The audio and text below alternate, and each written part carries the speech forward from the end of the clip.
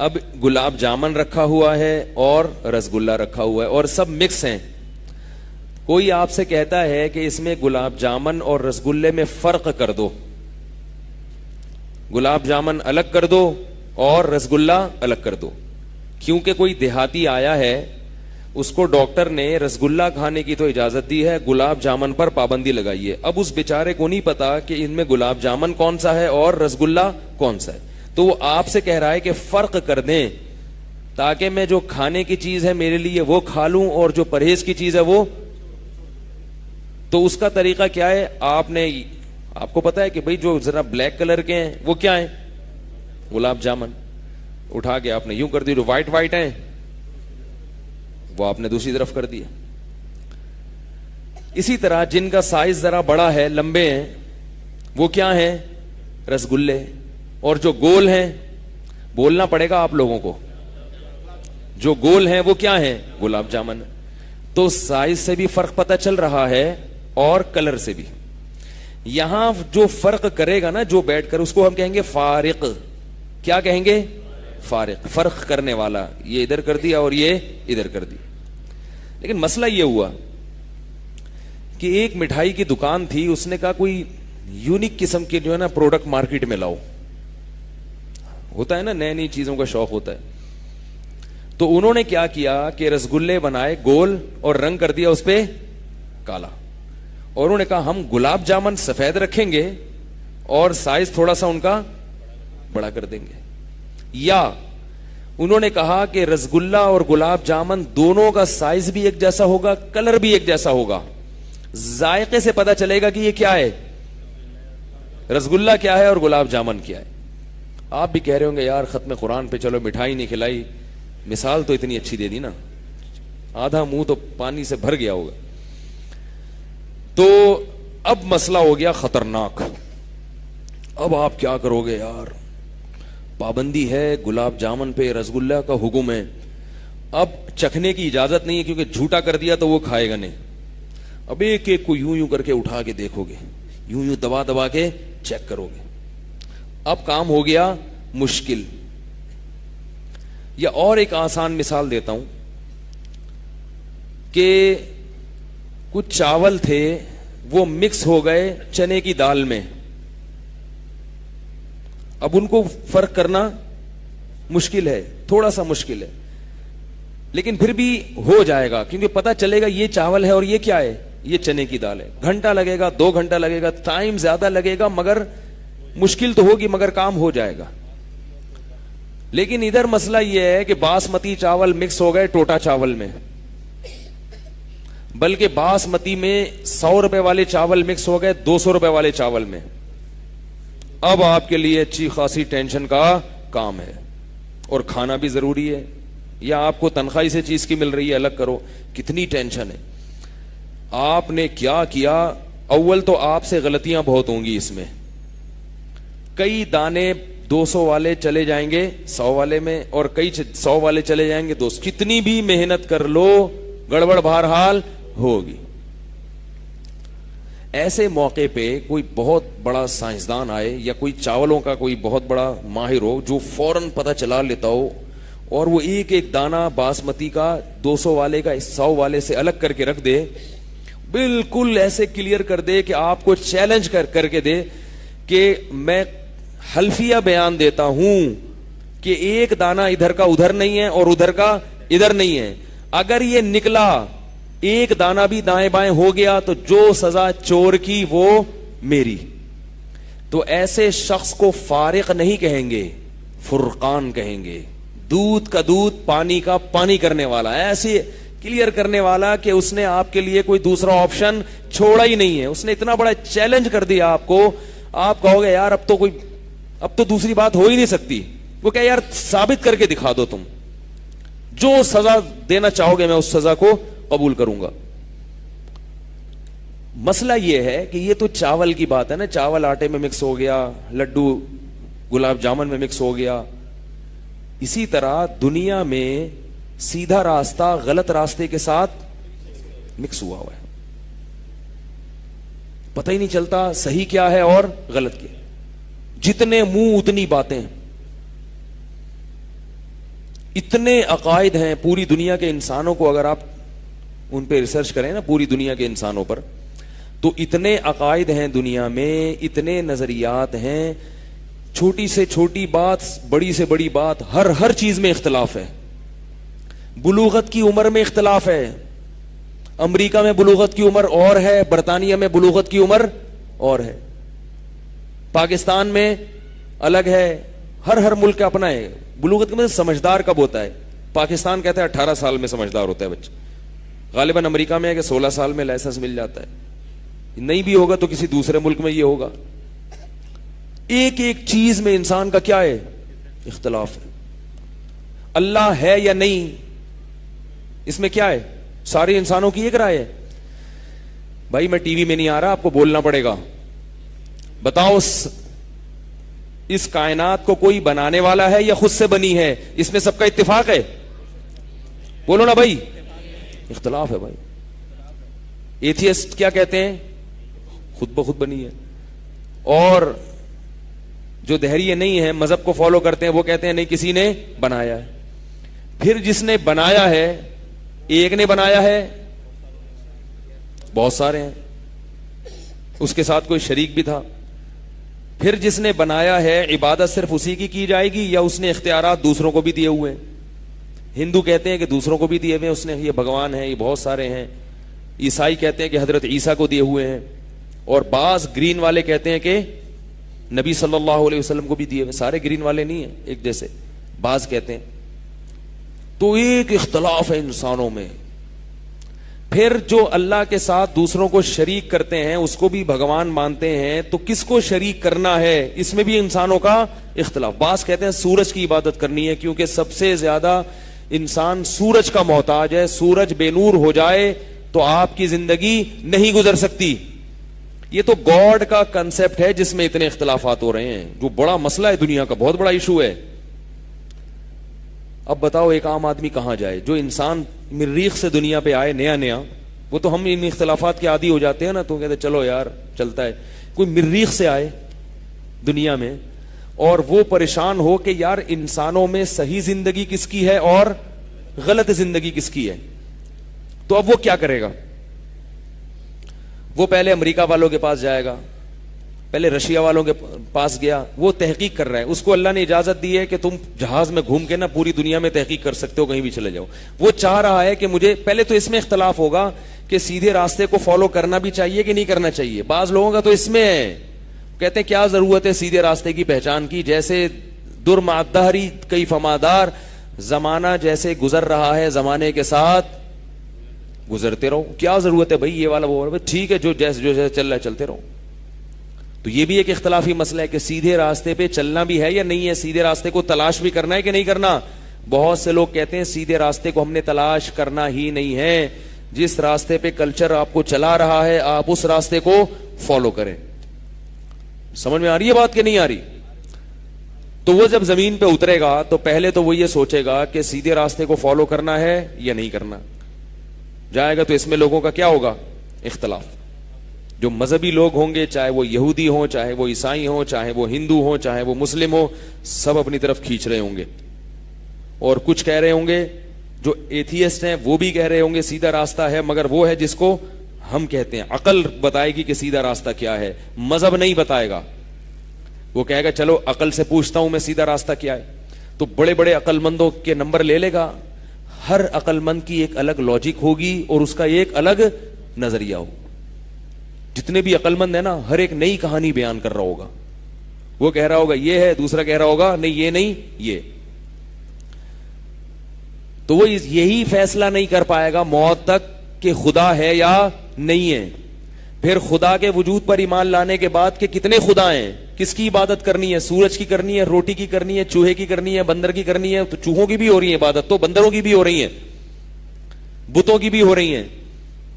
پھر اس کے بعد جب وہ آئے گا ادھر، اللہ بھلا کرے آپ کا، وہ فرض کرو اس نے مان لیا کہ اللہ ہے، ہم تو اسی کو مانتے ہیں نا، اللہ ہے. پھر اللہ کو ماننے کے بعد اس نے مان لیا کہ وہ ایک ہے. اب مسئلہ تین بڑے بڑے اختلاف اس کے سامنے آئیں گے، ایک یہودی کا، ایک عیسائی کا اور ایک مسلمان کا, تینوں ایک خدا کو دعوے کی حد تک ایک خدا کو مانتے ہیں, عملاً اس پر چلیں یا نہیں چلیں, دعویٰ یہی ہے کہ ہم ایک خدا کو مانتے ہیں. تو اب ایک خدا کو مانتے ہیں تو وہ خدا کی حقیقی تعلیمات کس کے پاس ہیں؟ اس میں اختلاف ہے کہ نہیں ہے؟ کتنے؟ کم سے کم 3 بڑے بڑے قول ہیں اس میں. یہودی کہتے ہیں کہ جنت میں صرف ہم جائیں گے, ہمارے پاس موسیٰ علیہ السلام کی تعلیم ہے, وہ موسیٰ جسے اللہ نے کوہ طور پہ بلایا, وہ موسیٰ جس سے اللہ ہم کلام ہوتے تھے, وہ موسیٰ جس کے ماننے والوں کو اللہ نے بیت المقدس میں خلافت دی, جس میں داؤد علیہ السلام بھیجے, جس میں سلیمان علیہ السلام بھیجے. یہ بڑے بڑے پیغمبر ہم میں بھیجے ہیں, تم میں نہیں, ہم اللہ کے لاڈلے ہیں. نحن ابناء اللہ و احباؤ, قرآن کہتا ہے کہ یہ کہتے ہیں کہ ہم اللہ کے بیٹے اور ہم اللہ کے محبوب ہیں. لہذا نجات حاصل کرنی ہے تو کس کو فالو کرنا پڑے گا؟ موسیٰ علیہ السلام کی تعلیمات کو.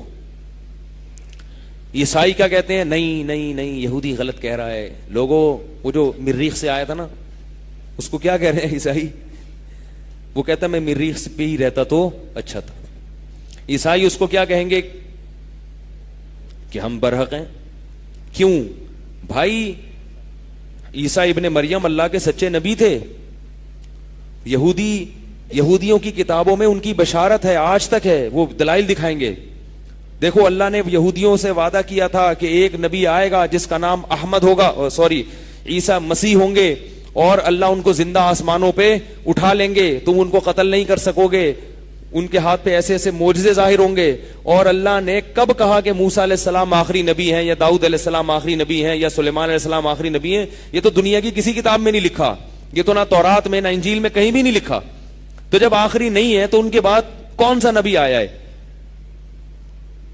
تو وہ مریخ سے آیا ہوا کیا کرے گا؟ اب یہاں باسمتی چاول کو ٹوٹا چاول سے الگ کرنا تو آسان ہے, لیکن اتنے سارے یہاں تو چنے کی دال, مسور کی دال, جڑی ہوئی دال, ٹوٹی ہوئی دال, باسمتی, ٹوٹا, سب ایک تھیلے میں کیا ہو گئے ہیں؟ مکس ہو گئے, اور کام لگا دیا. ان میں صحیح کو نہیں نکالا تو جہنم میں جاؤ گے. یہی ہے نا, اللہ نے کیا کہا؟ اگر دین برحق پہ نہیں چلے تو کہاں جاؤ گے؟ وہاں تو صرف یہ تھا کہ رسگلہ اور گلاب جامن کا مسئلہ تھا, غلط چیز کھا لی تو بد پرہیزی ہو جائے گی زیادہ زیادہ. اور ادھر کیا ہے؟ جو صحیح اور غلط میں اگر فرق نہیں کیا اور موت تک تمہیں اس نتیجے پر نہیں پہنچے کہ صحیح کیا اور غلط کیا, تو جہنم کی آگ تمہارا انتظار کر رہی ہے. فاتقوا النار, اس آگ سے ڈرو جو اللہ نے گمراہ لوگوں کے لیے تیار کر کے رکھی ہے, وہ آگ ہے جہنم کی. تو اب آپ مجھے بتاؤ کہ وہ مریخ سے آیا ہوا بیچارہ کیا کرے گا؟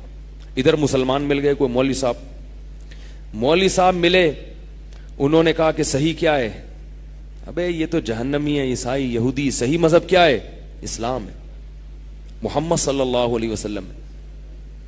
ہم فرض کر لیتے ہیں کہ وہ مسلمانوں سے متاثر ہو کر مسلمانوں کے پاس آ گیا کہ چلو میں تمہارے دین کو فالو کرتا ہوں. یہ ساری چیزیں فرضی ہیں.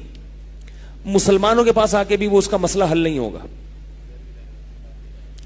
سب سے پہلے 3 قسم کی چیزیں آئیں گی اس کے سامنے, گرین, وائٹ اور ٹانگیں چوڑی کرنے والے. گرین چینل, وائٹ چینل, اور بولو نا بھائی, یہ تو بڑے بڑے ہیں 3.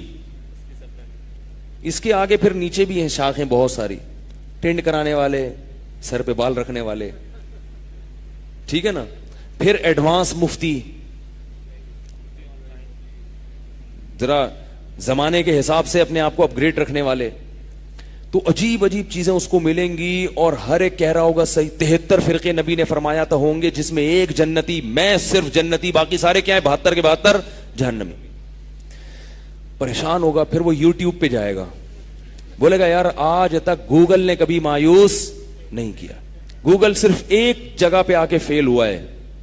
ایک دفعہ کسی پاگل نے غلطی سے لکھ دیا گوگل پہ بیوی کو قابو کرنے کا طریقہ, کمپیوٹر ہینگ ہو گیا, نیٹ جو ہے نا بند ہو گیا, ہکا بکا ہو گیا. بھائی تو کیا پوچھ رہا ہے یار, ہینگ ہو گیا بھائی وہ. تو لیپ ٹاپ میں وائرس آ گیا, اس کے سسٹم ہی تباہ ہو گیا اس کا. خیر, اب اس نے جناب یوٹیوب پہ گیا, تو یوٹیوب پہ ادھر لکھا ہے 20 رکعت تراویح سنت موقدہ, نیچے کلپ ہوگا تراویح صرف 8 رکعتیں ہیں, نیچے غامدی صاحب کا بیان ہوگا تراویح ہے ہی نہیں اسلام میں, تراویح اسلام میں ہے ہی نہیں, یہ تو مولویوں نے بنائی بھی ہے. تراویح کا لفظ دکھا دو بخاری میں, تراویح نہیں ہے, یہ 8 اور 20 کے جھگڑے تو بہت بات کے ہیں. تو کہاں جائے گا بیچارہ, سوچو نا یار, ہے بھائی. پھر کچھ ایسے ہوں گے جو منکرین حدیث ہوں گے, جو کہیں گے حدیث ہے ہی نہیں صرف قرآن ہے. کچھ ہوں گے جماعت المسلمین میں جائے گا, پھر وہ کہے گا چھوڑو ان فرقوں سے, براءت کا اعلان کرو, اللہ نے تمہارا نام کیا رکھا ہے, مسلمین رکھا ہے. تو جماعت المسلمین سے ملے گا, جماعت المسلمین والے اس کو بتائیں گے یہ کیا دیوبندی, بریلوی, گرین, ہری پگڑی, تھانوی, مدنی, تم لوگ کے بنائے ہوئے نام ہیں. ان ہی الا اسماء سمیتموہا انتم وآباؤکم, جو بتوں پہ آیتیں پڑھ کے سنائی جاتی تھی نا کہ یہ تمہارے باپ دادا نے نام رکھے, لات, منات اور عزا, وہ ساری آیتیں کس پہ فٹ کریں گے, ہمارے اوپر. قرآن نے کہا ہے کہ لات, منات, عزا یہ جو بتوں کے نام ہے تو تمہارے باپ دادا کے رکھے ہوئے, ان کا کوئی حقیقت نہیں ہے. تو وہ سب کہاں کہیں گے یہ حنفی, مالکی, شافی, دیوبندی, بریلوی, یہ سب کس کے رکھے ہوئے ہیں, باپ نبی نے تھوڑی رکھے ہیں. بڑی زبردست بات لگے گی اس کو. تو وہ پھر چلا گیا بالآخر کس میں, جماعت المسلمین. مسئلہ حل نہیں ہوا. اس کو پتہ نہیں تھا کہ یہ جماعت المسلمین پارٹ 1 ہے, یہ جماعت المسلمین پارٹ 1 ہے, ایک پارٹ 2 بھی ہے, ٹھیک ہے نا. اب وہ آگے پوچھے گا کہ حدیث میں جس جماعت المسلمین کو جوائن کرنے کا حکم ہے وہ پارٹ 1 تھی یا پارٹ 2 تھی. جماعت المسلمین والے قیامت تک اس کا جواب کسی حدیث کے حاشیے سے بھی نہیں, کیونکہ پارٹ 1 پارٹ 2 تو 1400 سال میں کبھی تھی نہیں, تو کسی شرح میں بھی اس کا ذکر نہیں ملتا. ورنہ بعض چیزیں ہمیں حدیث میں نہیں ملتی نا, تو شرح سے نکال کے لے آتے ہیں, تو اس کی شرح میں بھی نہیں ملے گا. تو وہ کہاں جائے گا, کہاں. ان سب باتوں کا اللہ نے کس میں جواب دے دیا, قرآن میں. تبارک الذی نزل الفرقان, پاک ہے وہ ذات جس نے الفرقان کو نازل کیا, جو حق اور باطل کو ایسے جدا کرتی ہے کہ دودھ کا دودھ اور پانی کا پانی کر کے رکھ دیتی, ایک دم کلیئر کر دے گی تمہارے نظریات کو. لیکن سوال یہ پیدا ہوتا ہے کہ اگر کر دیتی ہے تو ساری دنیا کے کانسیپٹ کلیئر ہوئے کیوں نہیں. آپ لوگوں کی سمجھ میں نہیں آ رہی تو غیر مسلموں کی سمجھ میں کہاں سے آئیں گی یہ باتیں. سوال یہ پیدا ہوتا ہے کہ کانسیپٹ کلیئر ہو کیوں نہیں رہے. یہ تو جو بھی اس کا ترجمہ پڑھے الف لام میم سے الحمد سے لے کے والناس تک, ایک دم سیدھے راستے پہ اس کو آ جانا چاہیے تھا, لیکن پھر یہ آ کیوں نہیں رہے. یہ بھی ایک الجھن ہے نا. اس معاملے میں بھی قرآن نے کانسیپٹ کلیئر کر دیا, ایسا کیوں نہیں ہو رہا. نہیں آ رہی نا بات بھائی. یہ بھی تو ایک بہت اہم سوال ہے نا کہ اللہ سب کو ہدایت کیوں نہیں مل رہی, سب ایک راستے پہ کیوں نہیں آ رہے. تو اللہ نے کتاب کی ابتدا ہی میں اس سوال کا جواب چکا دیا. فرمایا ہدل للمتقین, یہ سیدھا راستہ دکھائے گی ہر ایک کو نہیں, ان لوگوں کو جو سیدھے راستے پہ باقاعدہ آنا چاہتے ہیں. جو نہیں چاہتے یضل بہ کثیرا, ان کو اسی کے ذریعے گمراہ کروں گا میں. جو نہیں آنا چاہتے, جن کے دلوں میں اللہ کا خوف نہیں ہے, جو سیدھے راستے کو حاصل نہیں کرنا چاہتے, یضل بہ کثیرا ویہدی بہ کثیرا, جہاں اس کتاب کے ذریعے بہت سو کو ہدایت ملے گی وہیں اس کتاب کے ذریعے بہت سے لوگ گمراہ بھی ہوں گے. نہیں سمجھ میں آئے گی ان کو, کیونکہ وہ اس نیت سے پڑھیں گے ہی نہیں کہ ہمیں سیدھا راستہ مل جائے. تو یاد رکھو اس کتاب کی جو سب سے بڑی خصوصیت ہے وہ یہ ہے کہ یہ حق اور باطل کو چھانٹ کر ایسے الگ کر دیتی ہے کہ دودھ کا دودھ اور پانی کا پانی کر دیا. ورنہ دودھ سے پانی نکالنا بڑا مشکل, دودھ میں پانی ملانا جتنا آسان ہے پانی نکالنا اتنا ہی مشکل.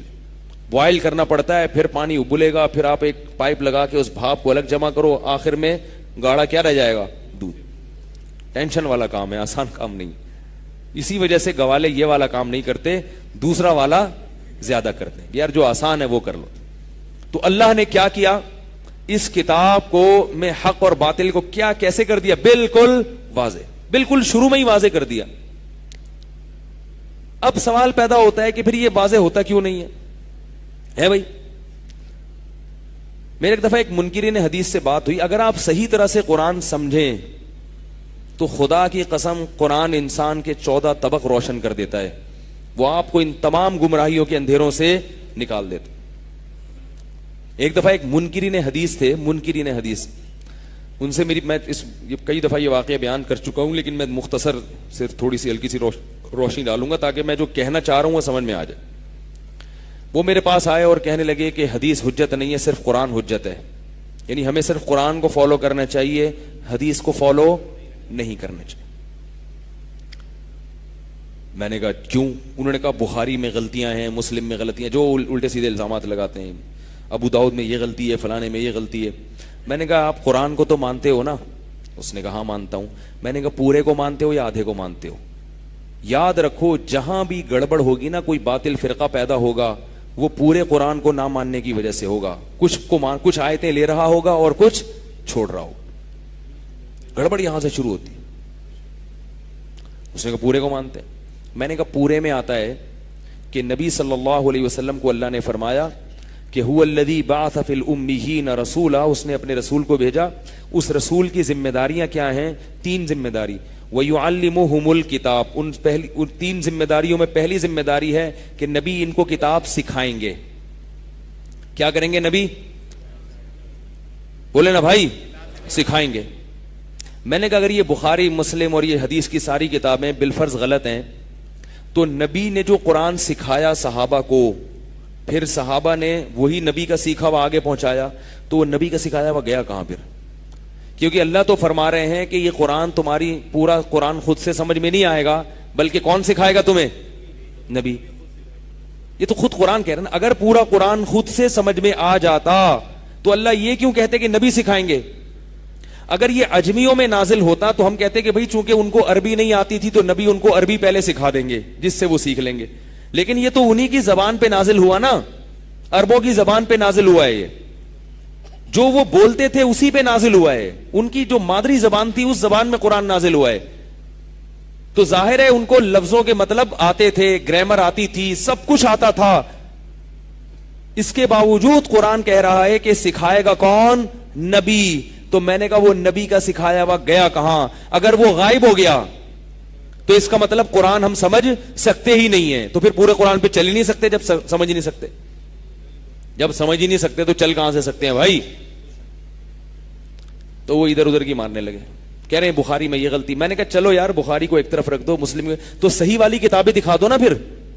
میں نے کہا کوئی کیسٹ کی شکل میں ہو, کوئی آڈیو کی شکل میں ہو, کچھ بھی ہو, کوئی لکھی ہوئی تحریر ہو, دکھاؤ, پھر ہم اس کو مقابلہ کریں گے تو جو صحیح لگے گا اس کو لے لیں گے. تو وہ کہتا ہے کہ بھائی نبی نے یہی تو سکھایا جو قرآن ہے, یہی دے کر چلے گا, یہی سکھایا. تو میں نے اس کو ایک مثال دی, بس میں مثال ختم کر کے پھر اپنا بیان جو میں چل رہا تھا اس پہ آتا ہوں. میں نے کہا دیکھو اسکول آپ نے پڑھا ہے, نیوٹن کا ایک قانون ہے, لا ہے کہ جو چیز متحرک ہے وہ ہمیشہ متحرک رہے گی. کیا خیال ہے؟ جب تک کوئی رکاوٹ نہ ہو. اور جو رکی ہوئی ہے وہ ہمیشہ رکی رہے گی جب تک اس کو چلانے والی کوئی چیز نہ ہو. میں نے کہا یہ قانون آپ نے بچوں کو پڑھایا, آپ ٹیچر تھے, آپ نے کہا جو چیز متحرک ہے متحرک رہے گی, جو رکی ہوئی ہے وہ رکی ہوئی رہے گی. یہ اس کا متن پڑھ کے آپ نے بچوں کو پڑھا دیا. اب بچے کہہ رہے ہیں سر ڈیفائن کریں اس کو, آپ اس قانون کو ہمیں سمجھائیں. آپ نے دوبارہ سے متن پڑھ کے سنا دیا. وہ کہہ رہے ہیں بھائی یہ تو پتہ تو چل گیا یہ لا ہے, اب ذرا اس کو ڈیفائن کریں نا. نبی کی ذمہ داری ہے لِتُبَيِّنَ لِلنَّاسِ, قرآن کہہ رہے ہیں نبی اس کو ڈیفائن کریں گے. تو سر پلیز اب آپ یہ نیوٹن کے لا کو ڈیفائن کریں. آپ نے پھر وہی قانون پڑھ کے سنا دیا. تو وہ کہے گا سر آپ خیریت سے تو ہیں, طبیعت تو ٹھیک ہے, یہ تو سنا دیا ہم نے, سن لیا, اب ڈیفائن تو اپنے الفاظ میں ہوتا ہے نا بھائی, تشریح تو اپنے الفاظ میں کی جائے گی. میں نے کہا قرآن کا متن تو آ گیا الحم سے لے کے والناس تک, اللہ کہہ رہے تشریح کون کرے گا؟ نبی. تو وہ تو نبی کے الفاظ میں ہوگی نا تشریح, وہ کہاں گئی؟ تو وہ بیچارہ 2 گھنٹے تک ادھر ادھر بغلیں جھانکتا رہے. میں نے کہا یہ تو تمہارا علم ہے, میرا تو خیال تھا ابھی ہم آگے چلیں گے تو باتیں ہوں گی, تو بات یہیں آگے سے. تو میں بتا رہا ہوں ہر باطل آدمی کیا کرتا ہے, قرآن کا نام لیتا ہے مگر پورے قرآن کو فالو, بولو بھائی, نہیں کرتا. پورے قرآن کو. اور کیوں فالو نہیں کرتا؟ وجہ اس کی کیا ہے؟ شروع میں اللہ نے بتا دیا کہ اس میں ہدایت صرف متقین کے لیے, جو پرہیزگار بننا چاہتے ہیں. یہ لوگ چاہتے ہی نہیں ہیں, یہ امت کو توڑنا چاہتے ہیں, فرقوں میں بانٹنا چاہتے ہیں, نام اتحاد کا لیتے ہیں, کام امت کو توڑنے کا کرتے ہیں. 2-3 مثالیں دے کے بس میں جلدی سے اس موضوع کو سمیٹتا ہوں. میں نے کہا اسی طرح بعض لوگ کہتے ہیں ہم فقہا کو نہیں مانتے, بعض کیا کہتے ہیں ہم فقہا کو نہیں مانتے, ہم صرف قرآن اور حدیث کو مانتے ہیں. وہ حدیث کو بھی ساتھ میں لگا دیتے ہیں, مگر ہم فقہا کو بولو بھائی نہیں مانتے. ان کے لیے وہ اس کا مطلب وہ قرآن کو مانتے ہیں مگر آدھا, وہ قرآن کو مانتے ہیں مگر آدھا. کیونکہ قرآن مجید میں اللہ نے, اس میں چھوٹا سا مناظرہ سنا دوں اپنا, چھوٹا سا, زیادہ نہیں. ایک دفعہ ایک صاحب میرے پاس آئے, وہ اصل میں واقعہ سنانے سے فائدہ یہ ہوتا ہے کہ واقعے کے ضمن میں بات بالکل اچھی طرح دماغ میں اتر جاتی ہے. ایک دن ایک صاحب آئے, وہ بھی وہی تھے, پارٹ 1 والے تھے, وہ پارٹ 1 تھے نا جماعت المسلمین, پارٹ 1 پارٹ 2, تو میرے خیال ہے پارٹ 1 کے تھے, پتہ نہیں پارٹ 2 کے تھے. تو وہ مجھے کہنے لگے کہ تم لوگ جو فقہا کو مانتے ہو, فلاں نے ابو حنیفہ نے یہ کہا, تو امام شافعی نے یہ کہا, تو فلاں فقہا نے یہ کہا, یہ کیا ہوتا ہے؟ قرآن کہہ رہا ہے اتبعوا ما انزل الیکم من ربکم, اللہ نے تم پر جو قرآن نازل کیا صرف اور صرف اس کے پیچھے چلو, صرف اس کے پیچھے چلو. ولا تتبعوا من دونہ اولیاء, اور اس کے کو چھوڑ کر کسی اور کو فالو مت کرو. تو جب خاموش ہوئے, میں نے کہا قرآن میں جو اللہ نے کہا کہ اس کتاب کے پیچھے چلو جو نازل ہوئی ہے, تو پوری کتاب مراد ہے یا آدھی مراد ہے؟ پوری کے پیچھے چلیں یا آدھی؟ میں سمجھ گیا کہ وہ کیا ہو گئے ہیں, پریشان. کہنے یار یہ تو مسئلہ خراب ہو گیا, پتہ نہیں کون سی آیت پیش کریں گے مولوی صاحب. میں نے کہا پورے کے پیچھے چلو یا آدھے کے؟ اس نے کہا پورے کے. میں نے کہا پورے میں یہ بھی تو ہے وَاتَّبِعْ سَبِيلَ مَنْ أَنَابَ إِلَيَّ, اس شخص کے پیچھے چلو جو میرے راستے پر چل رہا ہے بھائی. تو اب دو قسم کی آیتیں ہیں, ایک آیت میں ہے کہ ڈائریکٹ قرآن پہ چلو, اور ایک میں ہے اس کے پیچھے چلو جو ڈائریکٹ قرآن پہ چل رہا ہے. یعنی گویا ڈائریکٹ نہیں چلو بلکہ اس کے پیچھے چلو جو قرآن پہ چل رہا ہے. اب میں نے یہ کہا یہ ایک ہی دو مختلف قسم کے حکم ایک ہی آدمی کو نہیں دیے جا سکتے کہ ڈائریکٹ بھی چلو اور کسی کو واسطہ بنا کے بھی چلو. یہ تو ایسا ہی ہو گیا, آپ سوراب گوٹ پہ کھڑے ہیں, آپ کو حیدرآباد کا راستہ معلوم نہیں, آپ کے پاس کار ہے, آپ حیدرآباد جانا چاہتے ہیں, آپ کسی پوچھ رہے ہیں میری منزل حیدرآباد ہے تو میں کیا کروں. ایک طریقہ تو یہ کہ آپ کو ڈائریکٹ حیدرآباد کا راستہ بتا دیا جائے, بھائی یہاں سے یوں جاؤ, ڈائریکٹ جاؤ, نوری آباد آئے گا, پھر یوں آئے گا, یہ نقشہ ہے, گوگل میپ ہے, سمجھ سکتے ہو تو ٹھیک ہے, آپ نے پورا گوگل میپ سمجھا, آپ جا رہے ہیں. اور ایک طریقہ یہ کہ یار آپ گاؤں کے دیہاتی ہو, آپ کو گوگل میپ کا نہیں پتا, ٹھیک ہے نا, آپ کو کچھ بھی نہیں پتا گوگل میپ کیا, نوری آباد کدھر ہے, تو پھر آسان یہ ہے کہ بھائی اس کو آتا ہے, یہ جو ٹرک جا رہا ہے نا حیدرآباد, اس کے پیچھے پیچھے چلو, یہ وہیں جا رہا ہے. اعتماد دلا دیا کہ یہ کہاں جا رہا ہے, یہ ادھر ہی جا رہا ہے, لہذا اس کے پیچھے پیچھے چلو. اب آپ جب اس کے پیچھے پیچھے جا رہے ہیں تو وہ آپ کو بلا کے کہتا ہے نہیں ڈائریکٹ جاؤ, کہتا ہے ڈائریکٹ جاؤں, اچھا میں ڈائریکٹ, نہیں ڈائریکٹ نہیں جاؤ, اس کے پیچھے چلو. تو کہتا ہے بھائی یا تو ڈائریکٹ جاؤں گا یا پیچھے چلوں گا. آپ کہتے ہیں نہیں, دونوں حکم کو ایک ہی وقت میں فالو کرو, ڈائریکٹ بھی جاؤ اور اس کو فالو بھی کرو. وہ کہے گا یہ کیا درد سر ہے بھائی. تو یہ دو متضاد حکم ہیں کہ قرآن کو ڈائریکٹ بھی فالو کرو اور کسی کے پیچھے بھی چلو. تو ایک ہی آدمی کو ایسا خطاب نہیں ہو سکتا. تو میں نے کہا کہ یہ الگ الگ کیٹیگری کے لوگ ہیں نا, ان کو خطاب ہے. جس کو پورا قرآن آتا ہے وہ ڈائریکٹ قرآن پہ چلے گا, اور جس کو پورا نہیں آتا جیسے کہ آپ کو نہیں آتا, ان سے میں نے کہا یہ والی آیت نہیں آتی تھی آپ کو, وہ والی آتی تھی نا. جب آپ لوگ کی نہیں آ رہا تو پارٹ 1 کی سمجھ میں کہاں سے آئے گا. تو میں نے کہا کہ جس کو پورا قرآن آتا ہے تو وہ ڈائریکٹ چلے گا, جس کو پورا نہیں آتا تو وہ اس کے پیچھے چلے گا جس کو پورا آتا ہے. آتا نہ ہو اور دعویٰ یہ کرنا کہ مجھے پورا آتا ہے اور لوگوں کو اپنے پیچھے چلا دینا, اس سے کیا پیدا ہوگی, گمراہی. تو آپ پورا قرآن لوگوں کو نہیں بتا رہے, آدھا آدھا بتا رہے ہیں, آدھا آدھا بتا رہے ہیں. پھر ہوا کیا, وہ ایک الگ کہانی ہے. تو میں یہ عرض کر رہا ہوں کہ مسئلہ گڑبڑ کہاں سے ہوتا ہے, ہم پورے قرآن کو فالو نہیں کرتے. تو پورے قرآن میں اللہ نے علماء کی اتباع کا بھی حکم دیا ہے. تو یہ جو منکرین حدیث ہیں یا وہ لوگ جو فقہا کی اتباع میں عار محسوس کرتے ہیں اور وہ کہتے ہیں ہم صرف قرآن و سنت کو مانتے ہیں, تو نہیں مانتے قرآن و سنت کو. اگر ہم پوری حدیثوں کو مانیں گے تو حدیثوں کا مطلب بھی آپ سمجھ لیں. رسول اللہ صلی اللہ علیہ وسلم کی صحیح حدیث ہے, آپ نے فرمایا بلغوا عنی ولو آیا, جو بھی مجھ سے سنو آگے پہنچا دو. اور فرمایا رب حامل فقہ غیر فقیہ, بہت سے لوگ علم کی بات جانتے ہیں مگر سمجھتے نہیں ہیں. تو تم ایسے تک پہنچا دو گے جو تمہارے پہنچانے سے جان لے گا اور اس کا مطلب سمجھ بھی لے گا. تو پتا چلا کہ حدیثوں میں ہر حدیث کا مطلب ہر ایک کی سمجھ میں نہیں آتا. کچھ لوگ سمجھ لیتے ہیں اور کچھ نہیں سمجھتے. تو جو نہیں سمجھتے وہ ان کو فالو کریں گے جو سمجھتے ہیں. تو اس لیے اپنے آپ کو یہ کہنا کہ میں, جیسے آج کل ایسے پروفیسر پیدا ہو رہے ہیں کہ ہم کسی کو نہیں مانتے, ان کو فقہا کے حوالے دو, علماء کے حوالے دو, نہیں مانتے, ہم نہیں مانتے. ایک دفعہ کیا ہوا, ایک صاحب نے مجھے کہا کہ ایک پروفیسر ہیں, ان کا ایک مسئلہ بیان کیا کہ وہ کہتے ہیں میں صرف قرآن کو مانتا ہوں اور حدیث کو مانتا ہوں, باقی کسی کو نہیں مانتا. اور اس بیس پہ انہوں نے رجم کا انکار کر دیا. رجم جو ہے نا, شادی شدہ مرد کو زنا جو کرے اس کو شریعت نے کیا حکم دیا ہے, پتھروں سے مار کے ہلاک کرو. تو انہوں نے کہا میں قرآن کو مانتا ہوں اور صحیح حدیث کو مانتا ہوں.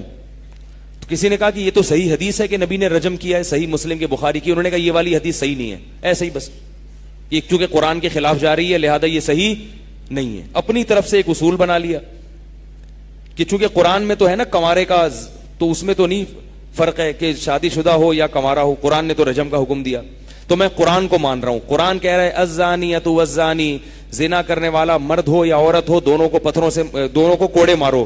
تو انہوں نے کہا قرآن نے تو یہ نہیں کہا نا کہ وہ شادی شدہ یا غیر شادی شدہ, قرآن نے تو یہ کہا مرد ہو یا عورت ہو, چاہے کنوارا ہو یا شادی سے کوئی غیر نہیں, پتھروں سے اس کو کوڑے مارو. اور تم لوگ مولوی لوگ کیا کہتے ہیں, سنسار کرو.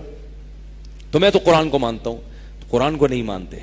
اگر قرآن کو مانتے تو قرآن مجید میں دوسری جگہ پر اللہ نے کا ارشاد ہے وَمَن يَتَّبِعْ غَيْرَ سَبِيلِ الْمُؤْمِنِينَ نُوَلِّهِ مَا تَوَلَّى, جو مومنین کے راستے کو چھوڑ کر کسی اور راستے پر چلے گا, جہاں جا رہا ہوگا جانے دیں گے, وَنُصْلِهِ جہنم, اور بالآخر ہم اس کو جہنم کی آگ میں دھکیل دیں گے. تو اللہ نے کیا فرمایا کہ پوری امت سے ہٹ کر آپ کو کوئی فتویٰ دینے کی اجازت, بولو نا بھائی, نہیں ہے. جب آپ ایک ایسا فتویٰ مارکیٹ میں لا رہے ہیں جو پوری امت کا نہیں ہے, صدیوں تک امت میں کسی نے وہ فتویٰ نہیں دیا, تو آپ مومنین کے راستے کو چھوڑ کے چل رہے ہیں کہ نہیں چل رہے؟ تو یہ اب آپ اگر کہہ رہے ہو کہ یہ رجم اسلام میں نہیں ہے, اس کا مطلب آپ نے قرآن کی اس آیت کا انکار کر دیا. تو اجماع امت کا کسی چیز پہ جمع ہو جانا یہ حجت قطعیہ ہے, اس کے خلاف کوئی دلیل نہیں چلتی. تو جو مریخ سے آیا تھا نا بندہ, اس کو میرے پاس بھیج دو, ٹھیک ہے نا, اس کو میں بتاؤں گا بھائی پورے قرآن کو فالو کرو گے تو دودھ کا دودھ پانی کا پانی ہو جائے گا. اب میں آگے چلتا ہوں, جو بڑے بڑے مسائل ہیں تو چھوٹے چھوٹے ہیں نا. بہت بڑا مسئلہ اس وقت دنیا میں اسلام اور کفر کا بنا ہوا ہے. آج ہمارے بہت سے نوجوانوں کے دلوں میں اسلام مشکوک ہوتا چلا جا رہا ہے. وہ جب دنیا کی رنگ رلیاں دیکھتے ہیں, دنیا کی رونق دیکھتے ہیں, اور دیکھتے ہیں کہ کافروں کو ترقی مل رہی ہے اور کافروں کے پاس دنیا کی سب چیزیں موجود ہیں, تو وہ احساس کمتری کا شکار ہوتے ہیں. وہ کہتے ہیں اگر یہ اسلام برحق مذہب ہوتا تو دنیا کی یہ قومیں کیوں ترقی کرتی ہیں اور مسلمان اتنی پستی کا شکار کیوں ہوتے. اللہ نے اس کا بھی قرآن مجید میں جواب دیا ہے. ایمان کا مسئلہ بنا ہوا ہے آج لوگوں کے. دیکھو ایک بات کان کھول کے سن لو. ایک دفعہ ایک بندہ آیا میرے پاس, واقعات میں اس لیے سناتا ہوں, میں نے بتایا کہ وہ واقعات سے جو بات سمجھ میں آتی ہے. ایک صاحب میرے پاس آئے, کہنے لگے کہ مجھے اسلام کے بارے میں شکوک و شبہات ہیں. یہ خوب اچھی طرح سمجھیں, یہ جو میری بحث ہوئی نا 1-1.5 مہینے پہلے کی بات ہے. کہنے لگا مجھے اسلام کے بارے میں, بولو نا, شکوک و شبہات, جس کی وجہ سے نہ میں عبادت کر پا رہا ہوں, نہ میں کچھ بھی نہیں میرے سے ہو رہا. مجھے تو کانسیپٹ ہی کلیئر نہیں ہو رہا. بہت ساری چیزوں کے اشکالات ہیں جو مجھے جواب نہیں مل رہے. میں نے کہا اچھا میں آپ کی ایک اشکال کا بعد میں جواب دوں گا, لیکن پہلے یہ بتاؤ کہ اسلام چھوڑ کے کس کو فالو کرنا چاہتے ہو, اور جس کو فالو کرنا چاہتے ہو کیا اس پہ اشکالات نہیں ہیں؟ ہے بھائی. ایک آدمی تھا ہمارے بچپن میں, اس کو اسلام پر یہ اشکال ہوا کہ مسلمانوں میں لڑائیاں بہت ہوئی ہیں آپس میں, تلواریں چلی ہیں, گردنیں کٹی ہیں, حضرت علی کو بھی شہید کیا گیا, کربلا میں حضرت حسین کو شہید کیا گیا, اور یہ اسلام کی تاریخ تو اس سے بھری ہوئی ہے. لہذا اسلام چھوڑ کے نقل کفر نباشت معاذ اللہ عیسائی ہو گیا. کیا بن گیا؟ عیسائی. کسی عیسائی نے اس کو ورغلایا تھا, یہ ورغلایا تھا کہ یار یہ اسلام میں تو اتنی لڑائیاں ہیں, عیسائی تو امن اور شانتی کا مذہب ہے, عیسائیت میں تو محبت ہے, محبت, اور ہر جگہ محبت. کوئی ایک تھپڑ مارے دوسرا اس کے آگے کر دو. اس کی شرح میں اگر کسی نے لکھا ہو تو ایک مکہ مارے تو دوسرا مکہ بھی کھا لو. پھر شروحات بھی تو ہوتی ہے نا, یہ تو متن ہے نا, آگے اس کی تشریحات ہیں. تو عیسائیت میں اتنی محبت اور وہ عیسائی بن گیا. تو میں اس سے ملا تو نہیں, لیکن جو بندہ درمیان میں تھا, میں نے اس سے کہا کہ اس سے جا کے کہنا تمہیں اسلام پر یہ اشکال ہو رہا ہے کہ اس میں تلواریں چلی ہیں, مسلمانوں نے آپس میں ایک دوسرے کو بڑا قتل کیا اور یہ ہوا اور وہ ہوا, اور اس بیس پر تم نے کون سا مذہب قبول کیا؟ عیسائی. اور عیسائی کی جو بنیاد ہے, ان کا جو کلمہ ہے, وہی عقل تسلیم نہیں کرتی کہ خدا ایک بھی ہے اور خدا تین بھی ہیں. یہاں سے ہمارا کلمہ تو فوراً سمجھ میں آئے گا نا, آگے ہمارے اعمال گڑبڑ ہیں, اعمال گڑبڑ ہیں, کوئی اس کی ٹانگیں کھینچ رہا ہے, کوئی اس کی ٹانگیں. مذہب تو غلط نہیں ہے نا, مذہب کو فالو کرنے والوں میں صحیح بھی ہیں اور غلط بھی ہیں. میں نے کہا وہ تو مذہب کی بنیاد کہاں سے شروع ہو رہی ہے؟ خدا ایک بھی ہے اور خدا تین بھی ہیں. اس کا جواب پتہ ہے عیسائی کیا دیتے ہیں؟ عیسائی اس کا جواب یہ دیتے ہیں کہ کچھ باتیں ایسی ہوتی ہیں جو عقل سے بالاتر ہوتی ہیں, جو سمجھ میں نہیں آتی. جیسے قبر کا عذاب, وہ بھی مانتے ہیں قبر کے عذاب. قبر کا عذاب سمجھ میں آتا ہے؟ ہاں ہوں کریں گے نا تو پھر میں آگے چلوں گا بھائی. عقل تو نہیں مانتی نا. قبر میں بندہ مٹی ہو گیا, ہم کہہ رہے ہیں پھر بھی عذاب ہو رہا ہے, ثواب ہو رہا ہے. تو وہ کہنے لگے عیسائی کہ بہت سی باتیں ایسی ہیں جو عقل مذہب نے بتا دی تو مان لو, اگرچہ عقل میں نہیں آتی. تو اسی طرح ہم نے جو کہہ دیا کہ اللہ تین بھی ہیں, اللہ تعالیٰ, حضرت مریم, حضرت عیسیٰ تین بھی ہیں لیکن ایک بھی ہے, تو یہ بات عقل میں نہیں آتی, مگر مذہب نے کہی ہے تو اس کو تسلیم کر لو. سمجھ میں آ رہی ہے بات؟ اس کا جواب یہ ہے کہ ایک ہوتا ہے عقل سے بالاتر ہونا کسی چیز کا, اور ایک ہوتا ہے عقل کے خلاف ہونا. عقل سے بالاتر کیا وہاں تک آپ کی عقل پہنچ نہیں پا رہی. اس کی مثال ایسے ہے جیسے آپ کسی کو کہیں 325 کو 448 سے ضرب دیا جائے تو 2348 جواب آتا ہے, اور کیلکولیٹر بھی نہیں آپ کے پاس. اب آپ کہو گے یار اتنی کیلکولیشن تو میں نہیں جانتا, میں تو 2 اور 2 4 جانتا ہوں, تو میری عقل میں نہیں آ رہی یہ چیز. لیکن کہنے والا چونکہ سچا ہے تو مان لیتا ہوں میں. کیا خیال ہے بھائی؟ کہنے والا سچا ہے تو مان لیتا ہوں, اور اگر کہنے والا سچا نہیں ہے, اعتماد نہیں ہے, تو بھائی مجھے کیا پتا یار, میں ان چیزوں سے واقف نہیں ہوں.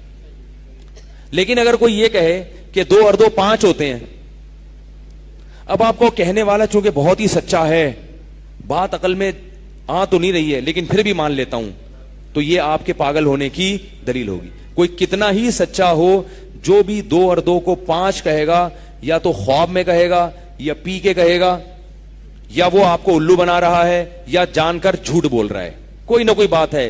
2 اور 2 کبھی بھی 5 نہیں ہو سکتے.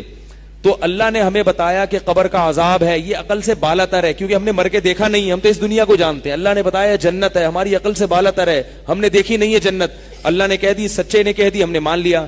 لیکن 3 ایک نہیں ہو سکتا اور 1 3 نہیں ہو سکتا. یہ عقل سے بالاتر نہیں ہے, یہ عقل کے خلاف ہے. دن کو رات کہنا, رات کو دن کہنا, یہ عقل سے بالاتر نہیں ہے, یہ عقل کے خلاف ہے. تو جو اسلام کے علاوہ دنیا میں دیگر مذاہب ہیں, اگر آپ ان کی تحقیق کرو تو وہ عقل سے بالاتر باتیں نہیں کرتے, بلکہ وہ عقل کے خلاف باتیں کرتے ہیں. الحم سے لے کے والناس تک قرآن میں اور محمد صلی اللہ علیہ وسلم کی حدیثوں میں کوئی ایک بات بھی عقل کے خلاف آج تک کوئی ثابت نہیں کر سکا ہے. کوئی ایک دعویٰ ایسا کیا ہو مذہب نے جو عقل کے خلاف جا رہا ہو, جس کو انسان کہتا ہو یہ تو ہو ہی نہیں سکتا, نام ایسا ہو نہیں سکتا, کوئی ایسا دعویٰ کیا نہیں ہے. ایک دفعہ کسی نے اعتراض کیا تھا کہ قرآن میں آتا ہے للشمس ينبغي لها ان تدرك القمر ولا الليل سابق النهار كل في فلك يسبحون. فرمایا کہ سورج اور چاند آپس میں ٹکراتے نہیں ہیں, اور نہ دن رات سے پہلے آتی ہے, اور ہر ایک دائرے میں تیر رہا ہے. ہر ایک دائرے میں چاند بھی اور سورج بھی تیر رہا ہے. سائنسدانوں نے ایک زمانے میں ریسرچ کی تو بتایا کہ زمین گھوم رہی ہے, سورج نہیں گھوم رہا. تو اس آیت پر اعتراض ہوا کہ ہم نے خوردبینوں سے, دوربینوں سے مشاہدے کر کے دیکھ لیے, پتا چلا کہ سورج نہیں گھوم رہا, گھومتی کون ہے؟ زمین. ایک حد وقت تک یہ نظریہ چلا ہے. اس کے بعد پھر اعتراف کیا کہ نہیں, سورج بھی چل رہا ہے, سورج بھی زمین کو لے کے کیا کر رہا ہے؟ چل رہا ہے. تو ایک آیت بھی قرآن مجید کی ایسی نہیں ہے جو عقل کے خلاف جا رہی ہو. تو جتنے لوگ جن کو اسلام پر شکوک و شبہات ہوتے ہیں, ان سے پوچھو کہ پھر کرنا کیا ہے تم نے, تو جس مذہب کو فالو کر رہے ہوتے ہیں نا, اس پر اس سے زیادہ اشکالات ہو رہے ہوتے ہیں. ایک دفعہ ایک رافضی آیا میرے پاس, ایک بندہ آیا رافضی کے پاس, شیعہ کے پاس سے آیا. مجھے کہنے لگا کہ شیعہ لوگوں نے اعتراض کیا کہ حضرت فاطمہ کو وہ نہیں ملا تھا, وہ باب فدق میں سے وراثت نہیں ملی تھی, اور وہ معاذ اللہ نقل کفر صحابہ کھا گئے تھے, اور اس طرح کے 2-4 جو ان کے مسائل ہیں جو یہ اکثر بتاتے ہیں وہ تھے.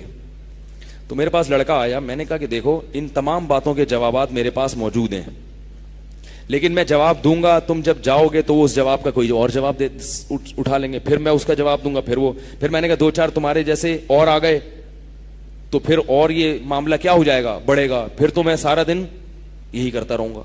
تو میں نے کہا ایک آسان حل بتا دیتا ہوں. میں نے کہا آپ اس سے پوچھو کہ اگر مجھے اس اشکال کا جواب نہیں دیا سنی علماء نے تو ٹھیک ہے, میں سنی مذہب چھوڑنے کے لیے تیار ہوں اور تمہارا مسلک قبول کرنے کے لیے تیار ہوں, لیکن تمہارے مسلک پر بھی مجھے کچھ اشکالات ہیں. اگر اس مسلک پر سنیوں پہ 2 ہیں تو تمہارے مسلک پر 2000 ہیں, تو پہلے ان 2000 کا جواب مجھے مل جائے تو میں سنی مذہب چھوڑ دوں گا, ورنہ نہ ادھر کا رہوں گا نہ ادھر کا رہوں گا. کیا خیال ہے بھائی؟ مطلب درمیان میں لڑے جاؤں گا. ایک ایسا فرقہ آئے گا جو نہ سنی ہے نہ شیعہ ہے. لوگ کہیں گے کیا ہے بھائی تو؟ میں نے کہا کوئی رشتہ نہیں دے گا بھائی آپ کو. رشتے میں لوگ پوچھتے ہیں سنی اور شیعہ, آپ کہیں گے میں بیچ کا ہوں. بیچ کا تو بڑا خطرناک ہوتا ہے. تو میں نے کہا حضرت فاطمہ کو وراثت نہیں ملی معاذ اللہ, یا یہ ہوا وہ ہوا, 4-6 اشکالات ہیں, تو یہ تھوڑی دیر کے لیے فرض کر لو کہ صحیح ہیں, لیکن ہمیں آپ کے مسلک پر کتنے اشکالات ہیں؟ 4000 ہیں. اگر ادھر 4 ہے تو یہاں 4000. پھر میں نے کہا وہ اشکالات میں بتاؤں گا, کہ بجائے ہم سے پوچھنے کے ان سے پوچھو, اس اشکال کا جواب, اس اشکال کا جواب, اس اشکال کا جواب. تو نہیں دے سکتے بھائی وہ جوابات, بہت سارے ہیں اشکالات. تو یہ جو باطل لوگ ہیں نا, قرآن کا یہ انداز ہے جو میں بتا رہا ہوں. جو ایتھیس لوگ ہیں وہ تو کسی مذہب کو مانتے ہی نہیں ہیں, ان کے جواب میں اللہ نے یہ انداز اختیار کیا جو میں آپ کے سامنے پیش کر رہا ہوں, کہ یہ اگر صحیح نہیں تو پھر صحیح کیا ہے. سمجھ میں آنی ہے نا بات؟ مثال کے طور پر ایک آدمی آپ کے پاس آئے, آپ کسی ڈاکٹر سے علاج کرا رہے ہیں, اور کوئی بندہ آ کے کہے یار اس ڈاکٹر سے علاج مت کراؤ. آپ تھے اجنبی, آپ جانتے نہیں اس علاقے کے ڈاکٹروں کو, کسی نے کہا اس ڈاکٹر سے علاج مت کراؤ, یہ 2 نمبر ہے. آپ کہیں پھر میں کیا کروں؟ کہا کسی دوسرے ڈاکٹر سے کراؤ. آپ کہیں مجھے کوئی دوسرے ڈاکٹر کا تو پتہ نہیں ہے, تو آپ بتا دو. کہ نہیں میں بھی نہیں بتا سکتا. تو آپ کہو گے نہ اس سے علاج کرنے دے رہے ہو, نہ کسی دوسرے کا پتہ بتا رہے ہو, نہ کسی ایسے کے پاس جانے دے رہے ہو جو کسی دوسرے ڈاکٹر کا پتہ بتا دے, تو میں تو بغیر علاج کی دنیا سے چلا جاؤں گا. تو قرآن کے الفاظ کیا ہیں؟ قل فاتوا بکتاب من عند اللہ هو اہدی منہما اتبعہ, کہ تم لوگ اگر کہتے ہو کہ اللہ نے آسمان سے کتابیں نہیں اتاری, تورات بھی برحق نہیں, قرآن بھی برحق نہیں, تو بتاؤ پھر ان دونوں کے علاوہ کون سی ایسی کتاب ہے جو تمہیں سیدھا راستہ بتائے, یہ بتائے کہ یہ حلال ہے, یہ حرام ہے, یہ پاک ہے, یہ ناپاک ہے, ان کاموں کے کرنے سے اللہ خوش ہوتا ہے, ان کاموں کے کرنے سے اللہ ناراض ہوتا ہے. یہ چیزیں تو آسمانی کتابوں کے علاوہ کوئی کتابیں بتاتی نہیں ہیں. جو لوگ مذہب کو نہیں مانتے, جو اللہ کو نہیں مانتے, مذہب کو نہیں مانتے, ان کے پاس صحیح اور غلط کی کوئی ڈیفینیشن ہے ہی نہیں. بات آ رہی ہے سمجھ میں؟ آپ ان سے پوچھیں صحیح کیا ہے, وہ کہیں گے وہ صحیح وہ ہے جس کو میں صحیح سمجھوں. تو آپ کہیں اگر آپ ایک چیز کو صحیح سمجھ رہے ہیں اور دوسرا نہیں سمجھ رہا, تو پھر ان دونوں میں سے صحیح کیا ہے؟ دیکھو مسلمان سے جب پوچھا جائے گا نا, مجھ سے آپ نے آگے پوچھا کہ صحیح کیا ہے, میں نے بتایا کہ بھئی یہ صحیح ہے, دوسرے نے کہا کہ یہ صحیح نہیں ہے, وہ بھی کلمہ گو ہے, تو ہم اب فیصلہ کس سے کر سکتے ہیں؟ قرآن سے. قرآن سے فیصلہ کر سکتے ہیں. قرآن بتا دے گا کہ یہ صحیح ہے اور یہ غلط ہے. غیر مسلم کے پاس کیا چیز ہے بھائی جس سے وہ پتا چل جائے کہ صحیح کیا ہے غلط کیا ہے؟ غیر مسلموں کو یہ اب تک نہیں پتا کہ کھانا کیا ہے اور کون سی چیزیں ایسی ہیں جو انسان کے کھانے کی نہیں ہے. گورے کہتے ہیں کہ آپ سور کھا سکتے ہیں, کتے نہیں کھا سکتے. ان کے باقاعدہ ان پہ بیانات ہیں کہ کتے, چائنیز پہ ہنستے ہیں, وہ کہتے ہیں وہ کھانے کی چیزیں کتے کھا رہے ہیں یار, بلی کھا. میں نے ایک ڈاکومنٹری دیکھی ہے, انگریزوں نے بنائی ہے, چائنیز پر اعتراض کیا ہے کہ اتنا پیارا جانور, ایسے دم ہلانے والا, اتنی محبت کرنے والا, اسے یہ کاٹ کے کھا جاتے ہیں. یہ کوئی انسان ہے؟ اور چائنیز کیا کہتے ہیں کہ بھائی کیوں بھائی, سور نے تمہارا کیا بگاڑا ہے جو تم اس کو کھاتے ہو؟ گائے نے تمہارا کیا بگاڑا ہے, وہ بھی تو دودھ دیتی ہے, بھینس ہے دودھ دیتی ہے, کاٹ کے کھا جاتے ہو. لہذا وہ کیا کرتے ہیں, کتا بھی کھا جاتے ہیں, وہ چھپکلی بھی کھا جاتے ہیں, وہ سانپ بھی کھا جاتے ہیں, وہ مینڈک بھی کھا جاتے ہیں. ایک انگریز نے چائنیز سے پوچھا کہ تم کیا کھاتے ہو؟ اس نے کہا زمین پہ اڑنے والی جتنی چیزیں ہیلی کاپٹر اور جہاز کے علاوہ سب چیزیں کھا لیتے ہیں ہم, اور زمین پہ چلنے والی جتنی بھی چیزیں ہیں اس میں ٹرین اور گاڑی کے علاوہ سب کچھ کھا جاتے ہیں. تو انگریز کو اللہ کرے میں جلدی جلدی اپنی بات کو سمجھا سکوں آپ کو.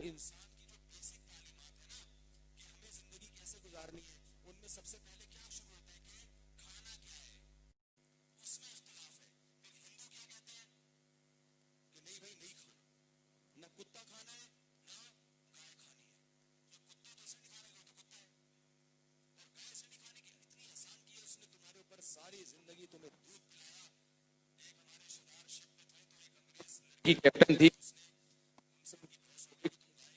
اس نے کہا وہ ہندو لڑکی کہنے لگی ایجوکیٹڈ تھی کہ اتنا ساری زندگی احسان کیا, دودھ پلایا اور آپ کسی کو کاٹ کے کھا جاتے ہو.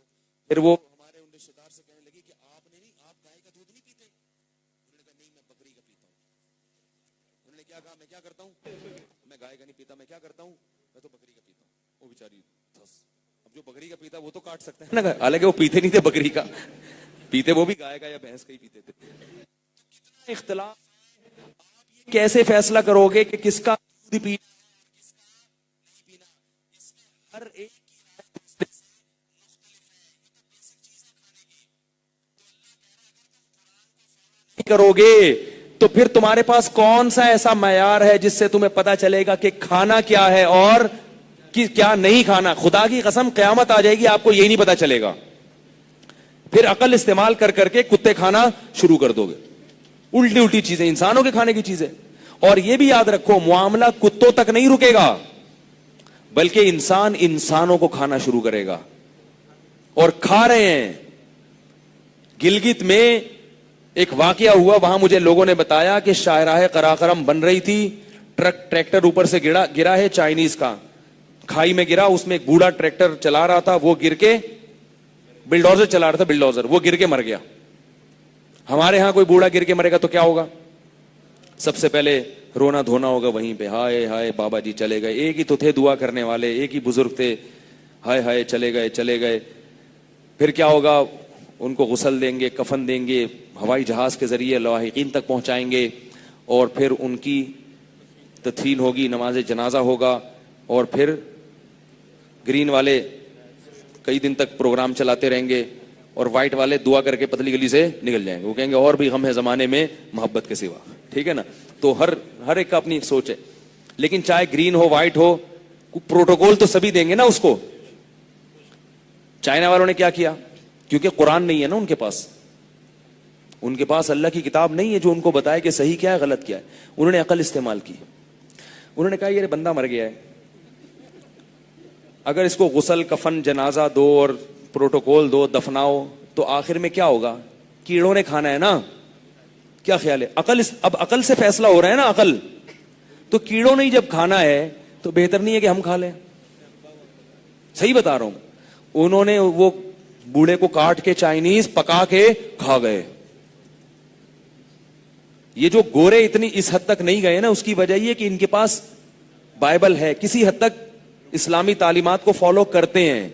چائنیز کے پاس کچھ بھی نہیں ہے, تو وہ ان سے بھی بڑے گمراہ. اب ہدایت دیکھو, اللہ کی ہدایت کا نظام. جس کے پاس کچھ بھی نہیں ہے, کوئی تورات کوئی انجیل کچھ بھی نہیں, اس کی خوراک دیکھ لو, اور جن کے پاس تورات اور انجیل ہے ان کی خوراک دیکھ لو. تو جو تورات انجیل والوں کی خوراک ان سے تھوڑی سی اچھی ہوگی, اور جو قرآن کو فالو کرتے ہیں ان کی خوراک سب سے اچھی ہے. وہ کتے نہیں کھاتے, وہ بلی نہیں کھاتے, وہ مردار نہیں کھاتے, وہ اگر گائے کھاتے ہیں تو ذبح کر کے کھاتے ہیں, جھٹکے کا جانور نہیں کھاتے. ذبح اس لیے کہ تاکہ اس کا سارا گوشت نکل جائے. وہ ایسا جانور نہیں کھاتے جو کچرا کھا کھا کے اس کے گوشت میں بدبو پیدا ہو گئی ہو. نبی صلی اللہ علیہ وسلم نے ایسی مرغی اور ایسی گائے اور ایسی بکری کھانے سے منع کیا ہے کہ جو کچرا کھاتی ہو اور اس کچرے سے اس کے گوشت میں اور دودھ میں بدبو پیدا ہو گئی ہو, اس کا گوشت بھی ناجائز قرار دیا. تو اللہ کہہ رہے ہیں کہ اگر قرآن کو فالو نہیں کر رہے تو پھر کس کو فالو کرو گے؟ جب اس کے مقابلے میں کوئی ہے ہی نہیں تو بھائی پھر یہی ہے. پھر اگر اس پر کوئی اشکال ہوتا ہے تو اس اشکال کا جواب تلاش کرو, اس اشکال کی وجہ سے قرآن چھوڑنے کی کوشش نہیں کرو, ورنہ پھر تم کیا کھاؤ گے؟ وہی چائنیز کی طرح کتے بلی کھاؤ گے, انسان کھاؤ گے. یوٹیوب پہ سرچ کر کے دیکھ لیں, جاپان میں اور چائنا میں انسانوں کے گوشت باقاعدہ لٹکے ہوئے ہیں قصائیوں کی دکانوں پہ جو بک رہے ہیں. یہ حالات ہو گئے ہیں وہاں پہ, اور یہ ہوگا, سب کچھ ہوگا. یہ اگر آپ قرآن کو نہیں مانتے, خدا کی قسم آپ لائف انسانوں والی گزار ہی نہیں سکتے ہو, پتہ ہی نہیں چلے گا. یہ تو صرف کیا ہے, کھانے کا. اب ہم آتے ہیں طہارت کی طرف. 2-3 مثالیں دے کے بات ختم کروں گا میں. طہارت بھی ایک انسان کا ایک حکم ہے نا کہ ہمیں پاک صاف رہنا چاہیے. کیا خیال ہے بھائی؟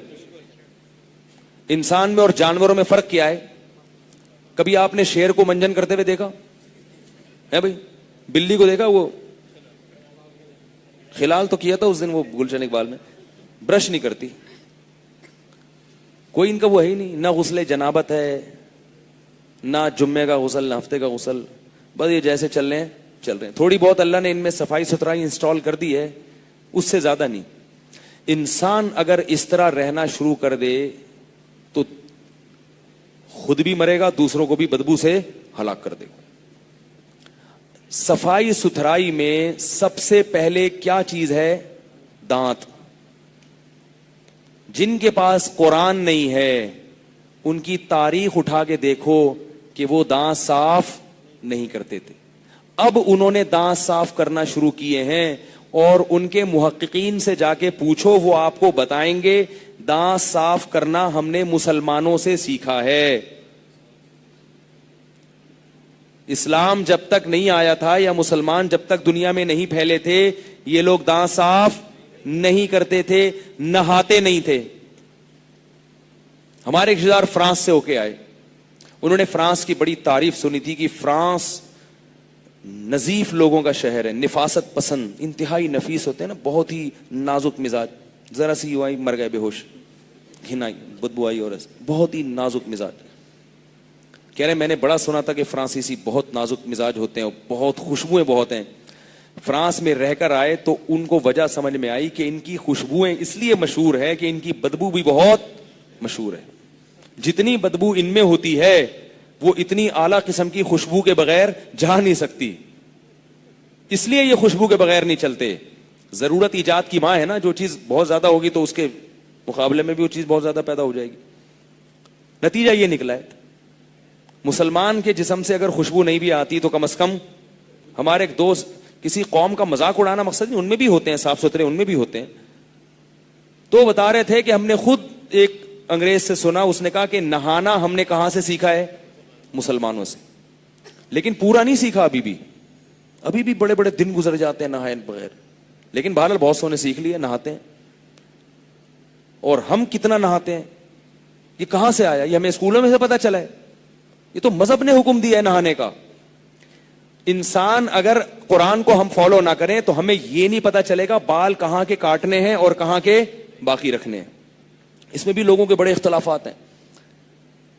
کچھ لوگ کہتے ہیں کہ بال سب جگہ کے کاٹ لو, تو وہ داڑھی بھی, مونچھیں بھی, سر کے بال بھی ٹنڈ کرا کے عجیب سے گھوم رہے ہوتے ہیں.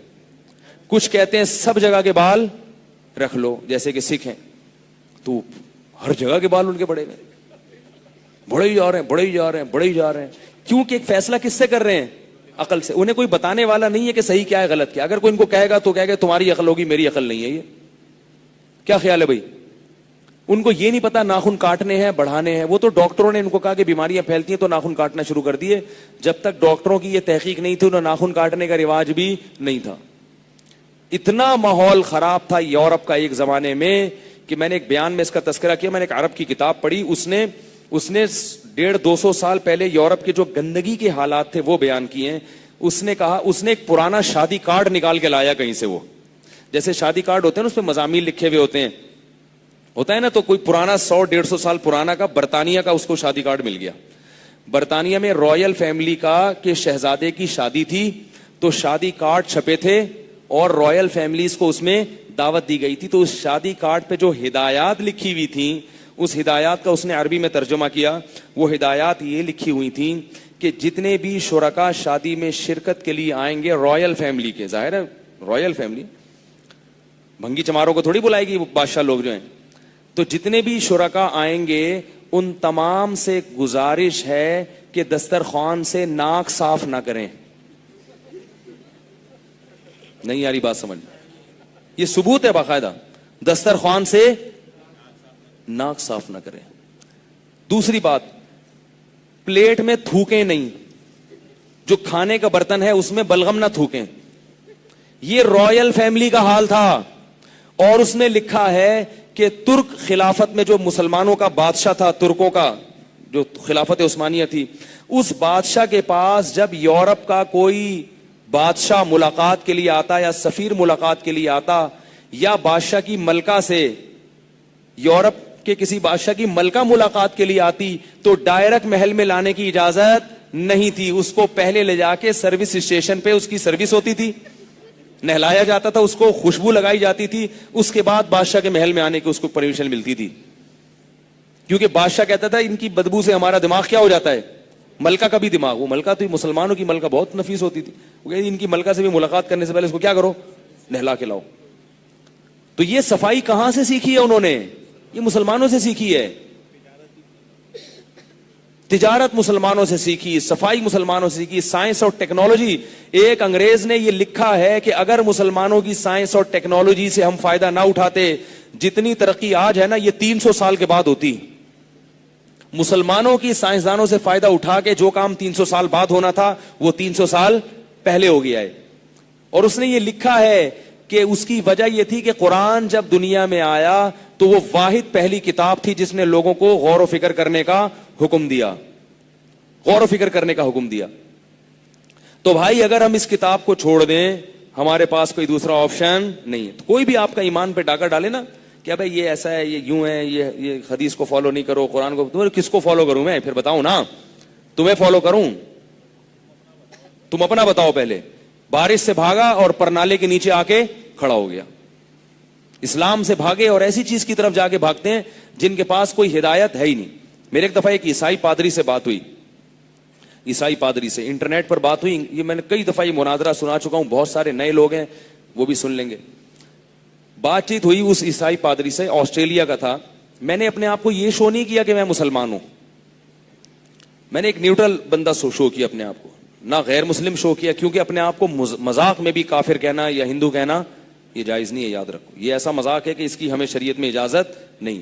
خاموشی اختیار کی میں نے کہ اس کو پتہ نہ چلے میں کون, تاکہ کھل کے بات کرے مجھ سے. تو وہ کہنے لگا, میں نے اس سے پوچھا کہ دیکھو اگر میں عیسائی ہونا چاہتا ہوں تو مجھے عیسائیت میں کون سی ایسی تعلیمات ہیں جن کو فالو کرنا پڑے گا. اس نے بتایا کہ عیسائیت میں آپ کو چرچ جانا پڑے گا, اور آپ کو عیسائیت میں 25 دسمبر کو یہ کرنا پڑے گا. 2-3 اور کام بتایا, پورا عیسائی مذہب کیا ہو گیا, A to Z ختم.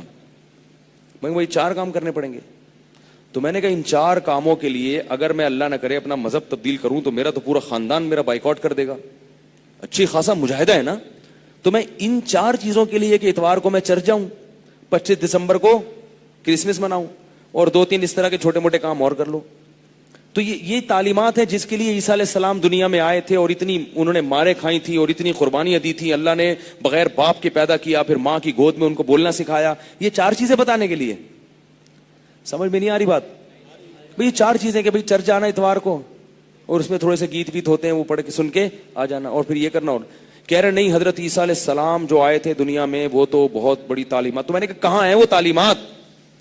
تو بہت ساری تعلیمات لائے تھے نا, تو وہ کدھر ہیں؟ کہہ رہے وہ ہیں. میں نے کہا کیا ہیں؟ اس نے کہا سچ بولو.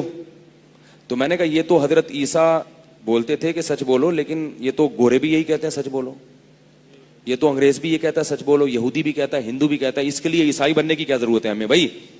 تو ویسے ہی بول لے نا آدمی, اس کے لیے مذہب کو فالو کرنے کی کیا ضرورت ہے؟ یہ تو ساری دنیا کہتی ہے کہ بولو تو کیا بولو, سچ بولو. تو نیا کیا مجھے نظر آ رہا ہے اس میں؟ وہ کیا خاص بات ہے جو حضرت عیسیٰ لے کر آئے تھے؟ کہہ رہے اصل میں جھوٹ نہیں بولو. اس کو بیچارے کو سمجھ میں ہی نہیں آ رہا ہے کہ یہ مولوی صاحب کیا پوچھنا چاہ رہے ہیں. پھر میں نے اپنا سوال آسان کر کے اس کو بتایا. صرف عیسائیوں کی تو ایک مثال دے رہا ہوں, یہودیوں کا بھی یہی حال ہے, ہندوؤں کا بھی یہی حال ہے, سکھوں کا بھی یہی حال ہے. ان کے پاس مذہب کی تعلیمات ہیں ہی نہیں. پھر میں نے اسے فرضی مسئلہ پوچھا. میں نے کہا اچھا مجھے یہ بتائیں کہ اگر آج آپ کا انتقال ہو جاتا ہے تو آپ کی وراثت میں آپ کے بیٹے کو کتنا ملے گا, بیٹی کو کتنا ملے گا, آپ کی بیوی کو کتنا ملے گا, آپ کے ابا کو, آپ کی اماں کو کتنا ملے گا. تو اس نے کہا یہ جو آسٹریلیا میں جو لا ہے نا, آسٹریلیا کی عدالت کا قانون ہے کہ اتنا ملے گا. میں نے کہا یہ آسٹریلیا کی عدالت کا نہیں پوچھ رہا, گاڈ کیا کہتا ہے کہ کس کا کتنا حصہ. کچھ اللہ نے بھی تو آسمان سے قانون اتارا ہوگا نا, سارا ہی اللہ عدالتوں کے حوالے اگر کر دیں تو اللہ کہے گا میں سب سے بڑا حاکم تو میں ہوں, میں کیوں بیٹھا ہوں یہاں پہ, میں کیوں پیغمبروں کو بھیج رہا ہوں بھائی. میں نے کہا گاڈ کیا کہتا ہے, اور حضرت عیسیٰ نے کیا بتایا, اس کو پتہ ہی نہیں, ہے ہی نہیں, لکھا ہوا ہی نہیں ہے, تو کہاں سے پتہ چلے گا. تو میں نے کہا اس کا مطلب امریکہ والا امریکہ کی عدالت کو فالو کرے گا, آسٹریلیا والا آسٹریلیا کی عدالت کو, تو اس کے لیے عیسائی بننے کی ضرورت نہیں ہے. تو میں چونکہ پاکستان میں ہوں تو میں پاکستان کی عدالت کو فالو کروں گا, مجھے کیا ضرورت ہے. ایسے 5-6 پھر میں نے اس سے پوچھا کہ آپ جو ہے بیوی کو الگ کرنا چاہتے ہیں, اپنے آپ سے نکاح ختم کرنا چاہتے ہیں, اس کا کیا طریقہ ہے آپ کے پاس. پریشان ہوئے کہہ رہے ہیں کہ اس کا عیسائیت میں یہ ہے کہ یہ ختم ہو ہی نہیں سکتا رشتہ, یہ رشتہ کبھی بھی ختم نہیں ہو سکتا. میں نے کہا اگر وہ مسئلہ ان کے درمیان ہو, لڑائی جھگڑے ہو رہے ہیں یا نہیں ایک دوسرے کو پسند کر رہے, لڑائی جھگڑے ہو, سر پھوڑ رہے ہیں ایک دوسرے کا رکھ کے, ایک دوسرے کو کھینچ کے مار رہے ہیں, کہہ رہے ہیں نہیں اللہ یہ چاہتا ہے کہ یہ ہمیشہ جڑے رہیں, اس لیے عیسائیت میں طلاق نہیں ہے. حضرت عیسیٰ کے قانون میں نہیں, یہ خود انہوں نے بعد میں, حضرت عیسیٰ کا قانون کیا تھا وہ تو پتہ ہی نہیں نا ان لوگوں کو, وہ ہے ہی نہیں, تو پتہ کہاں سے ہوگا. تو کہہ رہے ہیں نہیں, جب اللہ ان دونوں کو جوڑنا دیکھنا چاہتے ہیں تو ہم ان کو توڑ نہیں سکتے. میں نے کہا اللہ تو چاہتے ہیں جوڑنا, مگر یہ خود نہیں چاہتے, بیوی نہیں چاہتی یا شوہر نہیں چاہتا, دونوں میں سے ایک کی بھی فالٹ ہوگا تو مسئلہ خراب ہوگا نا. یار نہیں. پھر میں نے بہت مثال دی, میں نے کہا یار آپ نے اپنی بیٹی کی شادی کر دی کہیں کسی بندے سے, پتہ چلا وہ سٹا لگاتا ہے, اب کیا کرو گے یار. وہ چرس پیتا ہے, وہ ہیروئن پیتا ہے, وہ سگریٹ سے آپ کی بیٹی کو جلاتا ہے, وہ ٹانگیں توڑ دیتا ہے, وہ یہ کر رہا ہے, تو کیا کرو گے آپ.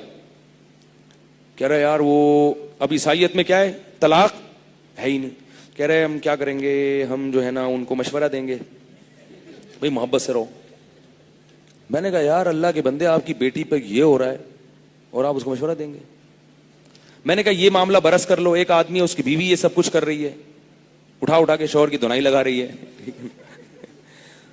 سلو کی تمام کوشش ناکام ہو گئی, یا خدا نخواستہ میں نے کہا اس کا کسی مرد سے ناجائز تعلقات ہو گئے, کیا کرو گے. اب بچوں کا نہیں پتہ چل رہا کہ یہ کس کے بچے ہیں, اب بڑا مشکل نہ پھنس گیا. کہہ رہے یار اس کنڈیشن میں طلاق کی اجازت ہے.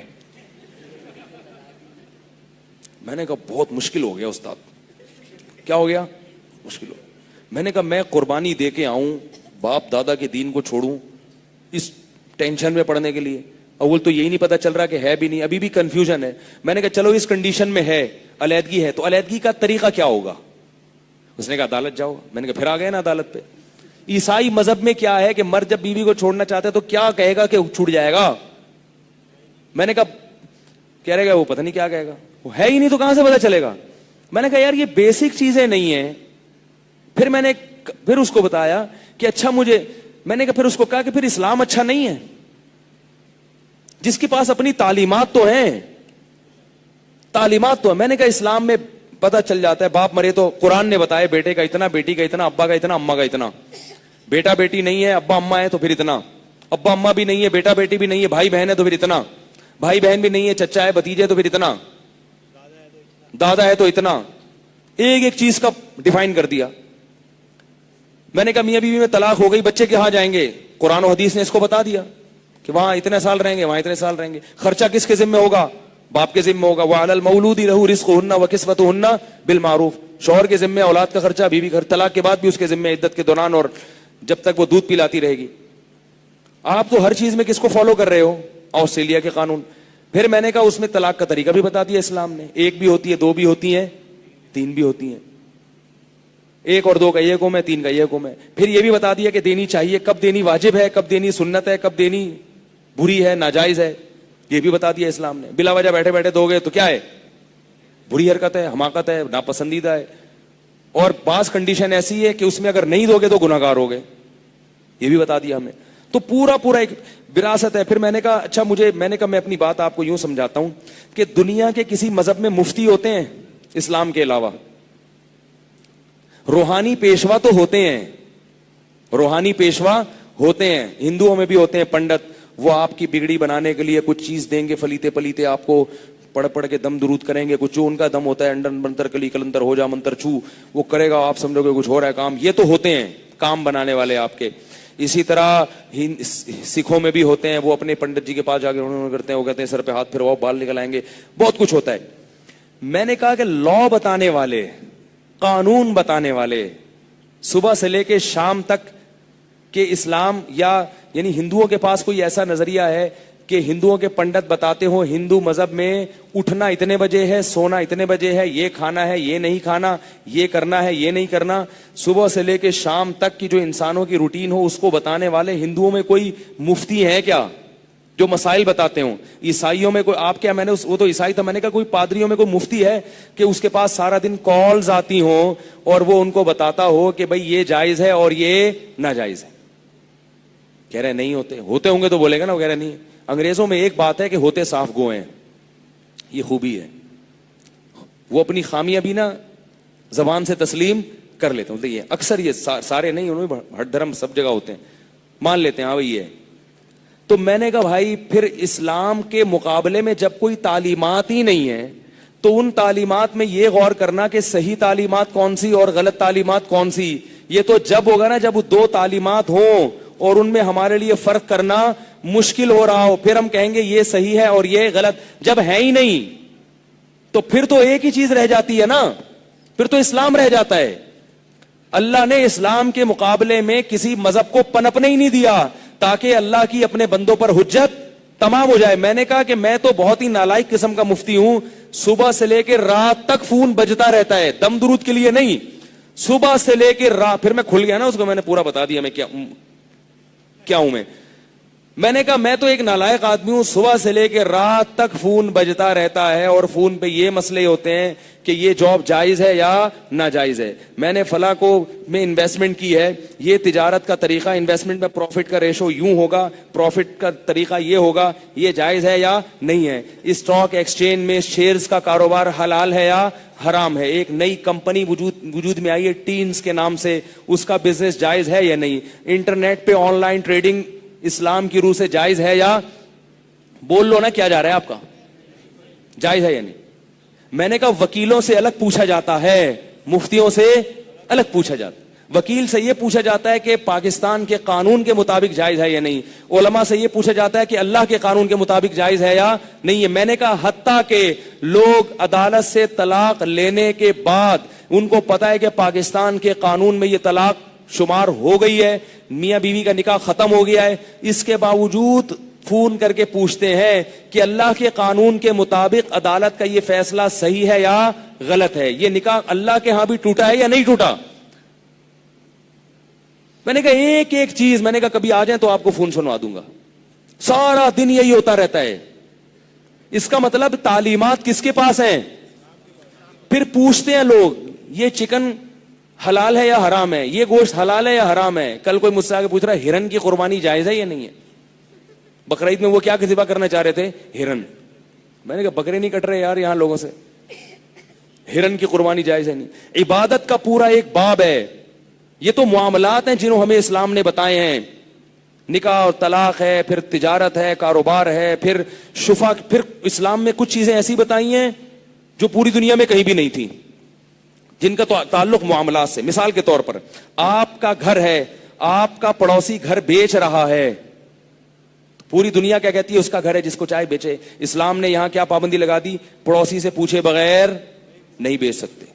جس قیمت پہ باہر بیچ رہے ہو, اگر پڑوسی اس قیمت پہ آپ سے خرید رہا ہے تو آپ کو وہ پڑوسی کو لازمی بیچنا پڑے گا. آپ نے سودا کیا, اپنے گھر کا 20 لاکھ 40 لاکھ کا سودا کر دیا, جیسے ہی آپ کو پتا چلا, آپ کے پڑوسی کو پتا چلا, اس کو اطلاع ہوئی کہ آپ نے اپنا گھر 40 لاکھ کا بیچ دیا, وہ فوراً 2 گواہوں کے سامنے کہتے کہ میں شفا کرتا ہوں, تو آپ اپنے پڑوسی کے علاوہ کسی اور کو اب یہ گھر نہیں بیچ سکتے.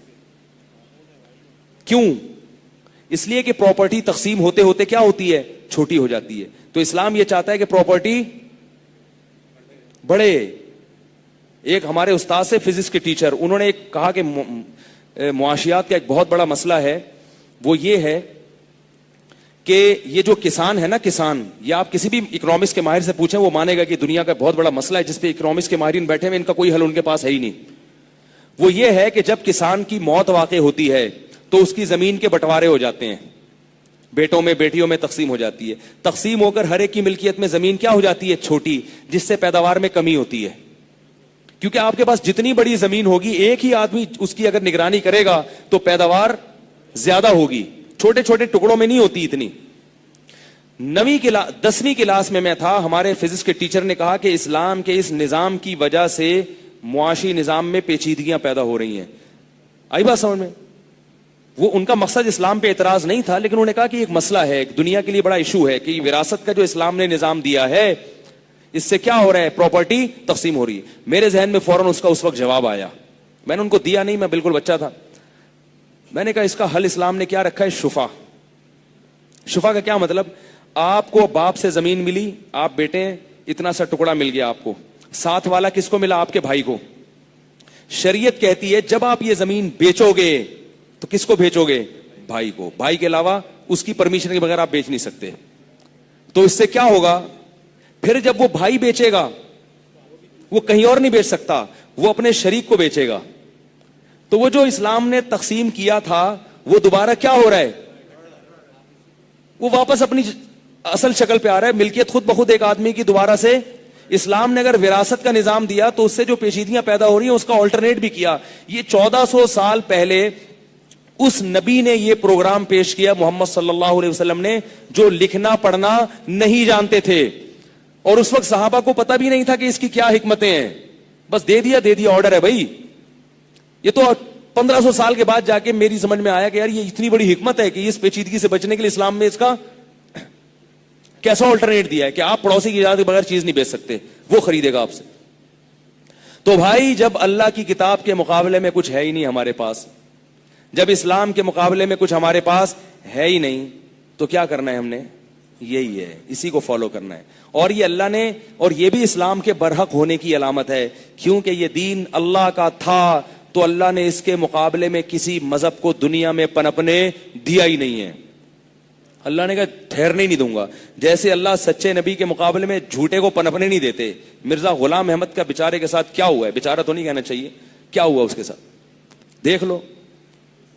وہ آیا تھا، اس کا یہ دعویٰ تھا کہ میں اسلام کو دنیا میں غالب کرنے کے لیے آیا ہوں، اور اس کی خلافتیں کہاں چلی ہیں؟ ان لوگوں کے، ان ملکوں میں چل رہی ہیں خلافتیں کہ جو اسلام کے دشمن ہیں. یعنی جس سے لڑنے آیا تھا اسی کے زیر سایہ کیا ہو رہی ہیں؟ خلافتیں چل رہی ہیں. تو اس سے بھی بڑی کوئی ذلت ہوگی؟ لیکن عقل پہ اگر پردہ پڑ جائے تو اس کا کوئی حل نہیں ہے. عقل پہ پردہ پڑ جائے نا تو پھر تو کوئی حل نہیں ہے نا. اللہ نے بتایا نا کہ اگر تم سیدھے راستے پہ آنا چاہو گے تو میں دکھا دوں گا سیدھا راستہ کیا ہے. تو آخری بات کر کے بات ختم کرتا ہوں. دیکھو بھائی، ہم نے یہاں تراویح پڑھی، قرآن پڑھا. اس قرآن کے ایک یہ ہم یا تو اس پورے قرآن کو مانیں یا پورے کو نہیں مانیں. اگر ہم پورے قرآن کو مانتے ہیں تو ہمیں اس قرآن کے تمام احکام کو فالو کرنا پڑے گا. ٹھیک ہے اختلافات امت میں بہت ہیں مگر اتفاقات بھی تو ہیں نا. تو ان اتفاقی چیزوں کو لے لو بھائی. نماز پڑھنے کے طریقوں میں اختلاف ہو سکتا ہے مگر نماز میں تو اختلاف نہیں ہے نا کہ پڑھنی ہے. تو ہمت کرتے نہیں کرتے. یہ اللہ کی بہت بڑی رحمت ہے، اس نے ہمیں عبادت کے طریقے بتا دیے. دنیا میں غیر مسلموں کو یہ بھی نہیں پتا کہ عبادت کیسے کرنی ہے. اور اتنی خوبصورت عبادتیں جتنی مسلمانوں کے پاس ہیں، دنیا میں کسی مذہب کو فالو کرنے والوں کے پاس ایسی خوبصورت عبادت نہیں ہے، کیونکہ وہ انہوں نے خود گڑھی ہیں. اور یہ عبادت آسمان سے ہمارے لیے نازل ہوئی ہے. نماز کو دیکھ لو کیسا حسن ہے نماز میں. فجر کی نماز کتنی خوبصورت ہوتی ہے، کیسی اس میں تلاوت ہوتی ہے، رکوع ہوتا ہے، سجدہ ہوتا ہے، سبحان ربی العظیم، سبحان ربی الاعلی. اذان دیکھ لو اللہ نے کتنی خوبصورت بنائی ہے، اللہ اکبر اللہ اکبر. میں برما میں تھا تو ان لوگوں کے مذہب میں نا بدھسٹ، ان کی اذانیں ہوتی تھی صبح صبح. ان کی صبح کیا ہوتی تھی؟ اذان. تو اذان ہوتی تھی. میں نے کہا یار میں نے ان کی اذان سنی. اول تو ایک لفظ بھی سمجھ میں نہیں آ رہا، پھر ہو ہیڑے بلے ہاڑے بھوڑے گھالے ڈھام اوڑھی ڈھام. میں نے کہا یہ کیا ہو رہا ہے یار. میں نے کسی سے پوچھا، میں نے کہا آپ کو اس کا مطلب آتا ہے؟ اس نے کہا نہیں. میں نے کہا پھر کس کو آتا ہے؟ انہوں نے کہا کسی کو بھی نہیں آتا. انہوں نے کہا ان لوگوں کو خود نہیں آتا. اور اذان شروع ہوتی تو ختم کا ہونے کا نام نہیں لے رہی. میں نے کہا یار ہے اسٹیمنا بہت, مؤذن کا اسٹیمنا بہت ہے. بہرحال جو بھی ہے, گھوڑے بلے جو بھی کر رہا ہے, لیکن اسٹیمنا بہرحال قربانی بہت ہے. اپنے باطل مذہب کے لیے بھی بڑی قربانی کی, آدھے گھنٹے تک اذان دیتا ہے. اس نے کہا ٹیپ ریکارڈ رکھ کے چلا جاتا ہے, اس کی تنخواہ ملتی ہے اس کو. تو جتنے بھی عبادت گاہیں ہیں اس میں صبح صبح آدھے گھنٹے کی اذان ہو رہی ہے, اور کس پہ ہو رہی ہے؟ اتنا ٹائم نہیں ہے کسی کے پاس جا کے. تو مذہبی لوگ اپنے مذہب کو اتنا ٹائم نہیں دیتے بھائی, مذہبی لوگ نہیں دے رہے. اور ہماری اذان دیکھو, بشرطے کہ اذان دینے والا ذرا اچھی آواز میں اذان دے.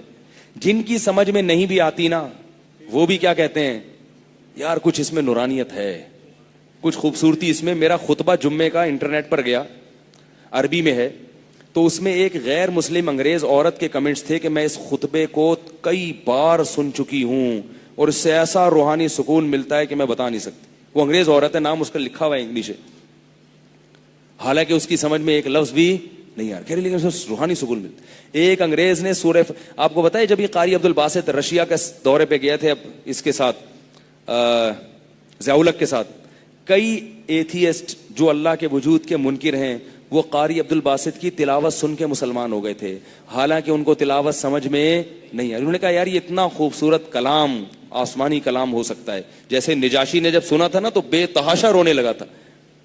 یہ وہ کتاب ہے جسے پڑھ کے صحابہ روتے تھے. قرآن کہہ رہا ہے وَإِذَا سَمِعُوا مَا أُنزِلَ إِلَى الرَّسُولِ. بہت سے عیسائی یہودی ایسے ہیں جو اس کتاب کو سن کے رونا شروع کر دیتے تھے. سارے عیسائی یہودی ایک جیسے نہیں ہوتے. اللہ قرآن میں بیان فرماتے ہیں کہ اہل کتاب میں ایسے لوگ بھی ہیں, اذا سمعوا ما انزل الى الرسول, جب اس کتاب کی تلاوت سنتے ہیں جو رسول پہ نازل ہوئی, ترى اعینهم تفیض من الدمع, فرمایا ان کی آنکھیں دیکھو گے کہ وہ آنسوؤں سے بہتی چلی جا رہی ہیں. انہیں خود بھی پتہ نہیں ہوتا لیکن ان کی آنکھیں آنسوؤں سے. عجیب انداز ہے, یہ نہیں فرمایا کہ آنکھوں سے آنسو بہ رہے ہیں, ان کی آنکھیں بہتی ہیں, یعنی اتنا روتے ہیں جیسے کہ ان کی آنکھیں بہنے والی ہیں. یہ وہ کتاب ہے جسے پڑھ کر عمر ابن خطاب جیسا سخت دل, اتنے سخت دل تھے کہ آگے اپنی بہن کے اسلام قبول کرنے پر اس کو جب زور سے کھینچ کے تھپڑ مارا, اس بہن نے پھر کہا میں تمہیں اللہ کی کلام پڑھ کے سناتی ہوں. تو اس بہن نے کیا پڑھا, کاف ہا یا عین صاد, ذکر رحمت ربک عبدہ زکریا اذ نادى ربه نداء خفيا قال رب انی وهن العظم مني واشتعل الراس شيبا. یہ آیتیں پڑھنا شروع کی ہیں اور حضرت عمر کی آنکھوں سے آنسو جاری ہو. ایسا دلوں کو ہلانے والا یہ وہ کتاب ہے کہ نجاشی نے اسلام قبول نہیں کیا تھا, مشرکین مکہ نے صحابہ کو نکال دیا, تو نبی صلی اللہ علیہ وسلم نے حکم دیا کہ ہجرت کر کے نجاشی, مشرکین مکہ نے جب ظلم کیا تو نبی نے ان کو حکم دیا نجاشی کے پاس جاؤ. جب یہ نجاشی کے پاس پہنچے ہیں تو نجاشی نے بہت سارے سوالات کیے. آخر میں حضرت جعفر طیار سے کہا کہ اچھا وہ کلام جو تمہارے نبی پر نازل ہوا ہے ذرا وہ تو پڑھ کے سناؤ.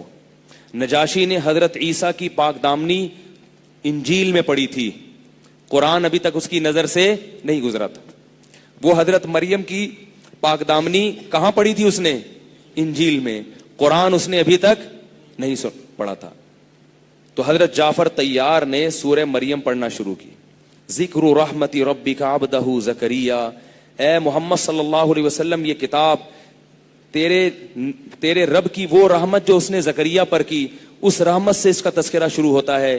اذ نادى ربہ نداء خفیا, اس وقت کو یاد کرو جب زکریا نے بڑھاپے میں اپنے رب کو چپکے سے پکارا.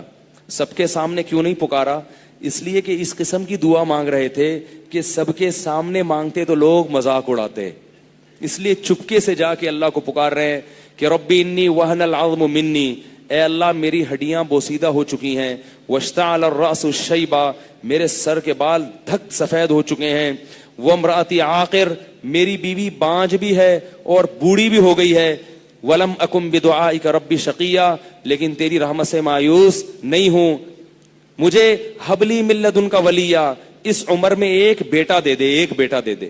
کیوں, پیغمبروں کی اولادوں میں ہوں, میرے بیٹا نہیں ہوا تو میرا سلسلہ یہیں رک جائے گا, میری اولاد میں کوئی پیغمبر نہیں ہوگا, کوئی میرا والی وارث نہیں ہوگا, ایک بیٹا دے دے مجھے, یرثنی ویرث من آل یعقوب, یعقوب علیہ السلام کی اولاد کا وارث بنا دے اس کو اور میرا وارث بنا دے. اللہ فرماتے ہیں کہ ہم نے زکریا کو کیا کہا, ادھر محراب میں دعا مانگ رہے ہیں, یا زکریا انا نبشرک بغلام اسمہ یحییٰ, اے زکریا ہم تجھے خوشخبری دیتے ہیں ایک لڑکے کی جس کا نام یحییٰ ہوگا, لم نجعل لہ من قبل سمیہ, اور اس سے پہلے اس نام کا کوئی دنیا میں نہیں گزرا, بیٹا بھی دیں گے اور اس کا نام بھی ہم نے تجویز کر دیا. اب زکریا علیہ السلام کی اندر کی کیفیات اور اللہ سے ہم کلام, کیف قال ربی انا یکون لی ولد انا یکون لی غلام, اے اللہ میرے کیسے بیٹا پیدا ہو جائے گا. ابھی دعا مانگ رہے ہیں, جب بشارت ملی تو کہہ رہے ہیں میں تو بوڑھا, میری بیوی بھی بوڑھی, میرے سر کے بال بھی سفید, میرے کیسے بیٹا پیدا ہو جائے گا, میری بیوی تو بانجھ ہو چکی ہے. قال کذالک قال ربک, اللہ نے فرمایا کہ اسی طرح تیرے رب نے کہہ دیا ہے, ہوا علی ہین, میرے لیے یہ کام بہت آسان ہے, وقد خلقتک من قبل, اے زکریا میں نے تجھے بھی تو پیدا کیا تھا, ولم تک شیئا, تو تو منی کا ایک پانی کا ایک قطرہ تھا, اس پانی کے قطرے پہ میں نے آنکھ ناک دل دماغ جگر بنا کے تجھے پیدا کر کے پیغمبر بنا دیا, تو بڑھاپے میں تجھے اولاد نہیں دے سکتا میں. یا یحییٰ خذ الکتاب بقوہ, اللہ فرماتے ہیں یحییٰ جوان ہوئے, ہم نے یحییٰ علیہ السلام کو حکم دیا تم بھی اس کتاب کو, اللہ کی کتاب کو مضبوطی سے تھام لو. وآتیناہ الحکم صبیہ, اور بچپن میں ہم نے ان کو نبوت عطا کر دی, اور ہم نے ان کو حکم دیا کہ برم بوالدیہ, اپنے والدین کے ساتھ اچھا سلوک کرنا. ولم یجعلہ جبارا عصیا, اور اللہ نے ان کو باپ اور ماں کا نافرمان نہیں بنایا. واذکر فی الکتاب مریم, اور اس کتاب میں مریم کا بھی تذکرہ کرو. اذ انتبذت من اہلہا مکانا شرقیا, جب مشرقی کنارے پر چلی گئیں, غسل کے لیے اپنے لباس اتارا. فتمثل لہا بشرا سویا, ایک فرشتہ آ کے کھڑا ہوا انسانی شکل میں. قالت انی اعوذ بالرحمن منک ان کنت تقیا, میں اللہ کی تجھ سے پناہ مانگتی ہوں اگر تو انسان ہے, تو جھوٹا ہے. قال انما انا رسول ربک, اے مریم میں انسان نہیں ہوں, تیرے رب کا بھیجا ہوا فرشتہ ہوں. لاہب لک غلاما زکیا, تاکہ میں تجھے ایک پاکیزہ بچہ اللہ کی طرف سے عطا کر دوں. قالت انا یکون لی غلام, میرے کہاں سے پیدا ہو جائے گا بیٹا, میرے کیسے اولاد ہو جائے گی کہ لم یمسسنی بشر, آج تک کسی مرد نے مجھے ہاتھ نہیں لگایا. کیسی قرآن حضرت مریم کی پاک دامنی بیان کر رہا ہے, آج تک کسی نامحرم مرد نے مجھے ہاتھ نہیں لگایا.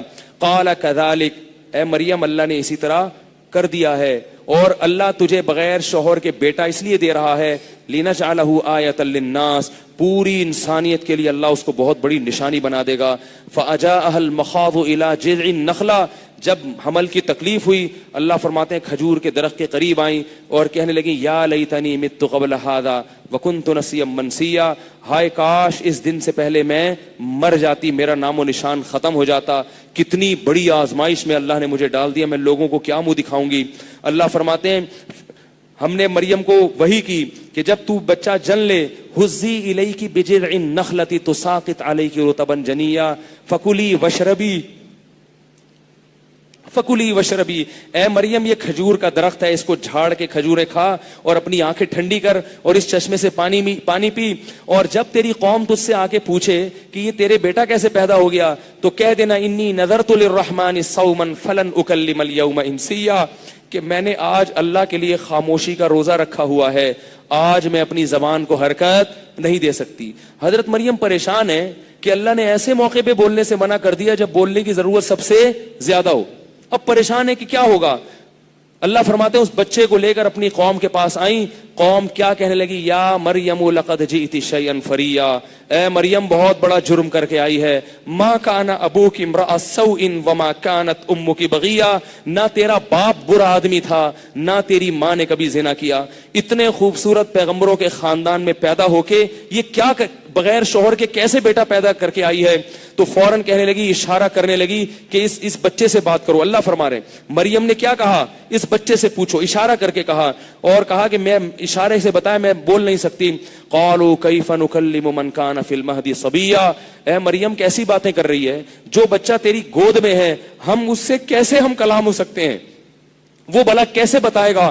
اللہ فرماتے ہیں ابھی وہ یہ اعتراض کر رہے تھے کہ عیسیٰ ابن مریم کی زبان ہم نے کھول دی, اور ماں کی گود میں بچہ کہہ رہا ہے انی عبداللہ، میں اللہ کا بندہ ہوں، آتانی الکتاب، میں زنا سے پیدا نہیں ہوا بلکہ میں تو عام انسانوں سے بھی افضل ہوں، میں پیغمبر ہوں، اور ایسا پیغمبر جس کو انجیل ملنے والی ہے، کتاب ملنے والی ہے۔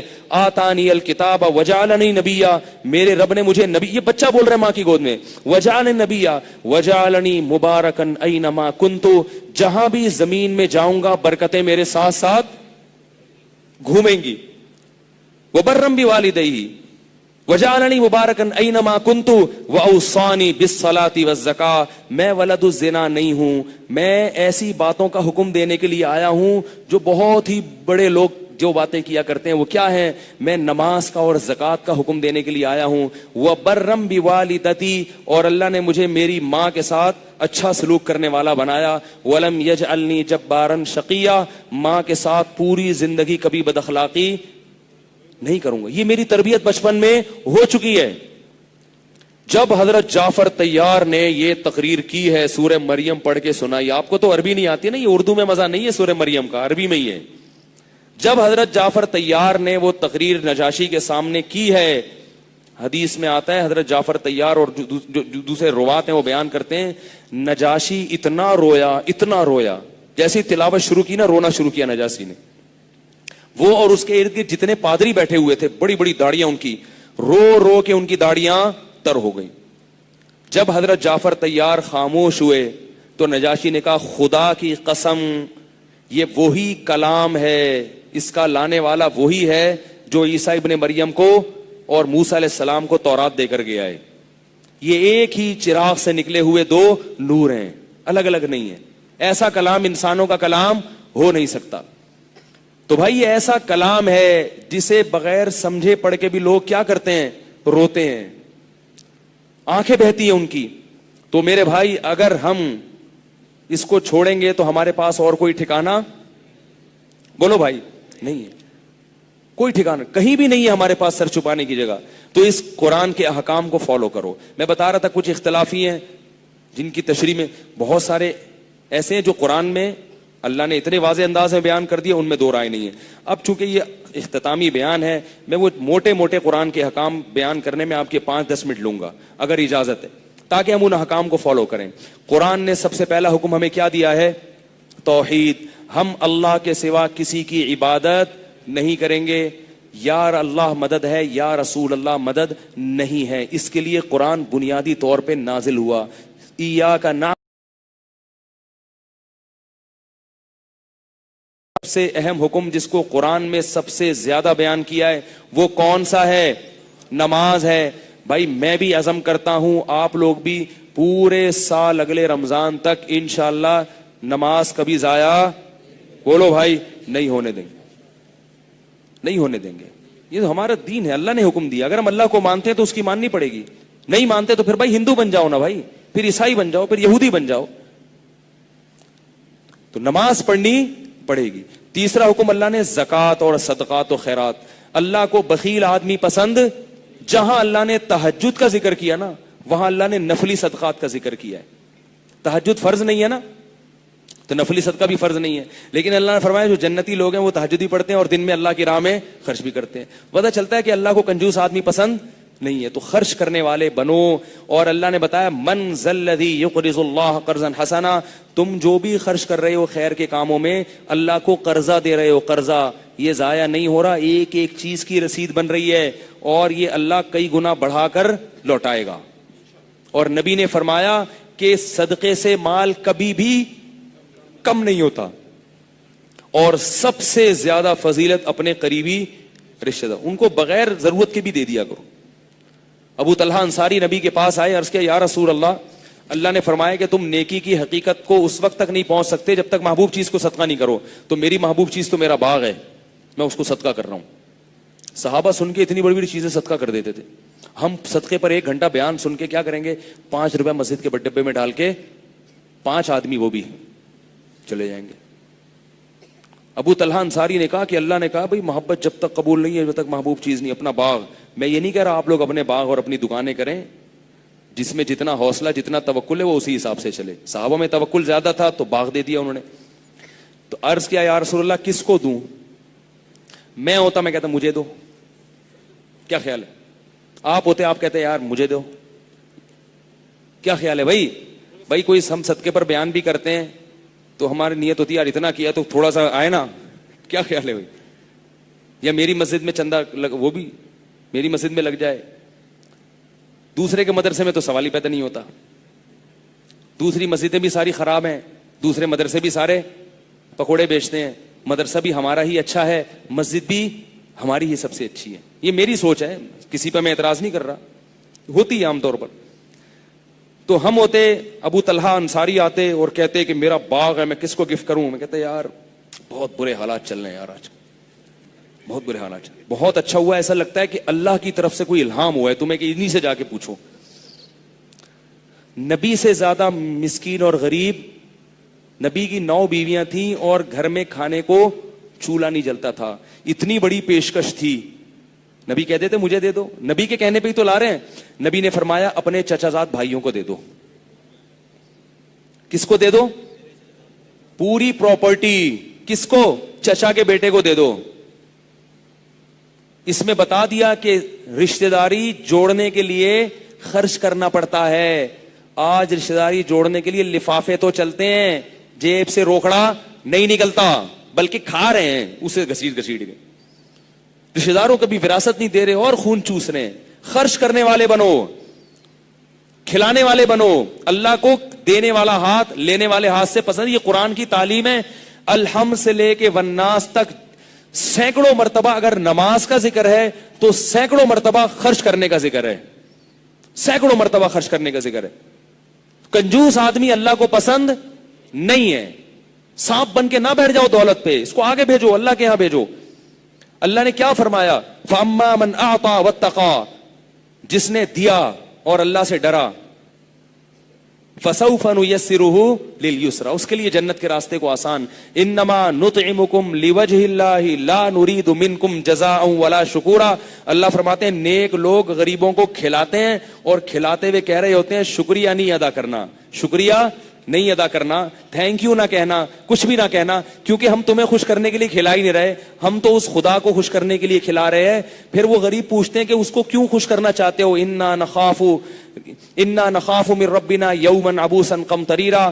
پھر وہ اللہ فرماتے ہیں یہ دل کی آواز ہوتی ہے, کہتے ہیں ہم تمہیں اس لیے کھلاتے ہیں کہ آج ہم نے تمہاری ضرورت کو پورا نہیں کیا, کل میدان حشر آنے والا ہے اور اس کی سختی آنے والی ہے.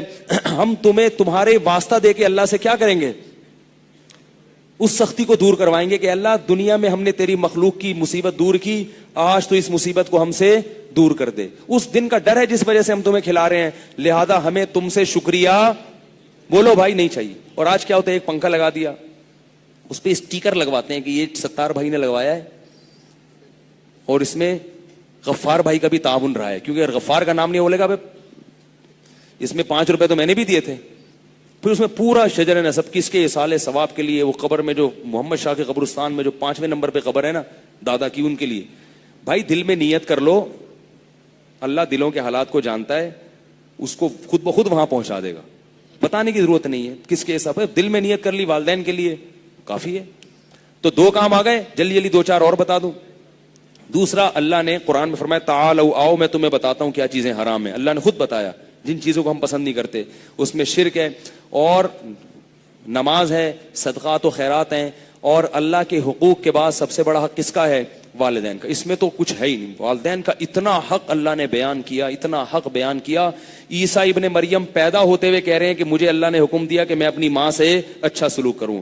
حضرت یحییٰ پیدائش کے بعد کہہ رہے ہیں کہ مجھے اللہ نے حکم دیا اپنے باپ اور ماں سے اچھا سلوک کروں. اس لیے حکیم الامہ مولانا اشرف علی تھانوی رحمۃ اللہ علیہ لکھتے ہیں کہ اللہ نے جس اہتمام سے والدین کے ساتھ حسن سلوک کا حکم دیا, کسی شیخ, کسی پیر و مرشد, کسی استاذ کے ساتھ اتنا اہتمام اللہ نے بیان نہیں کیا.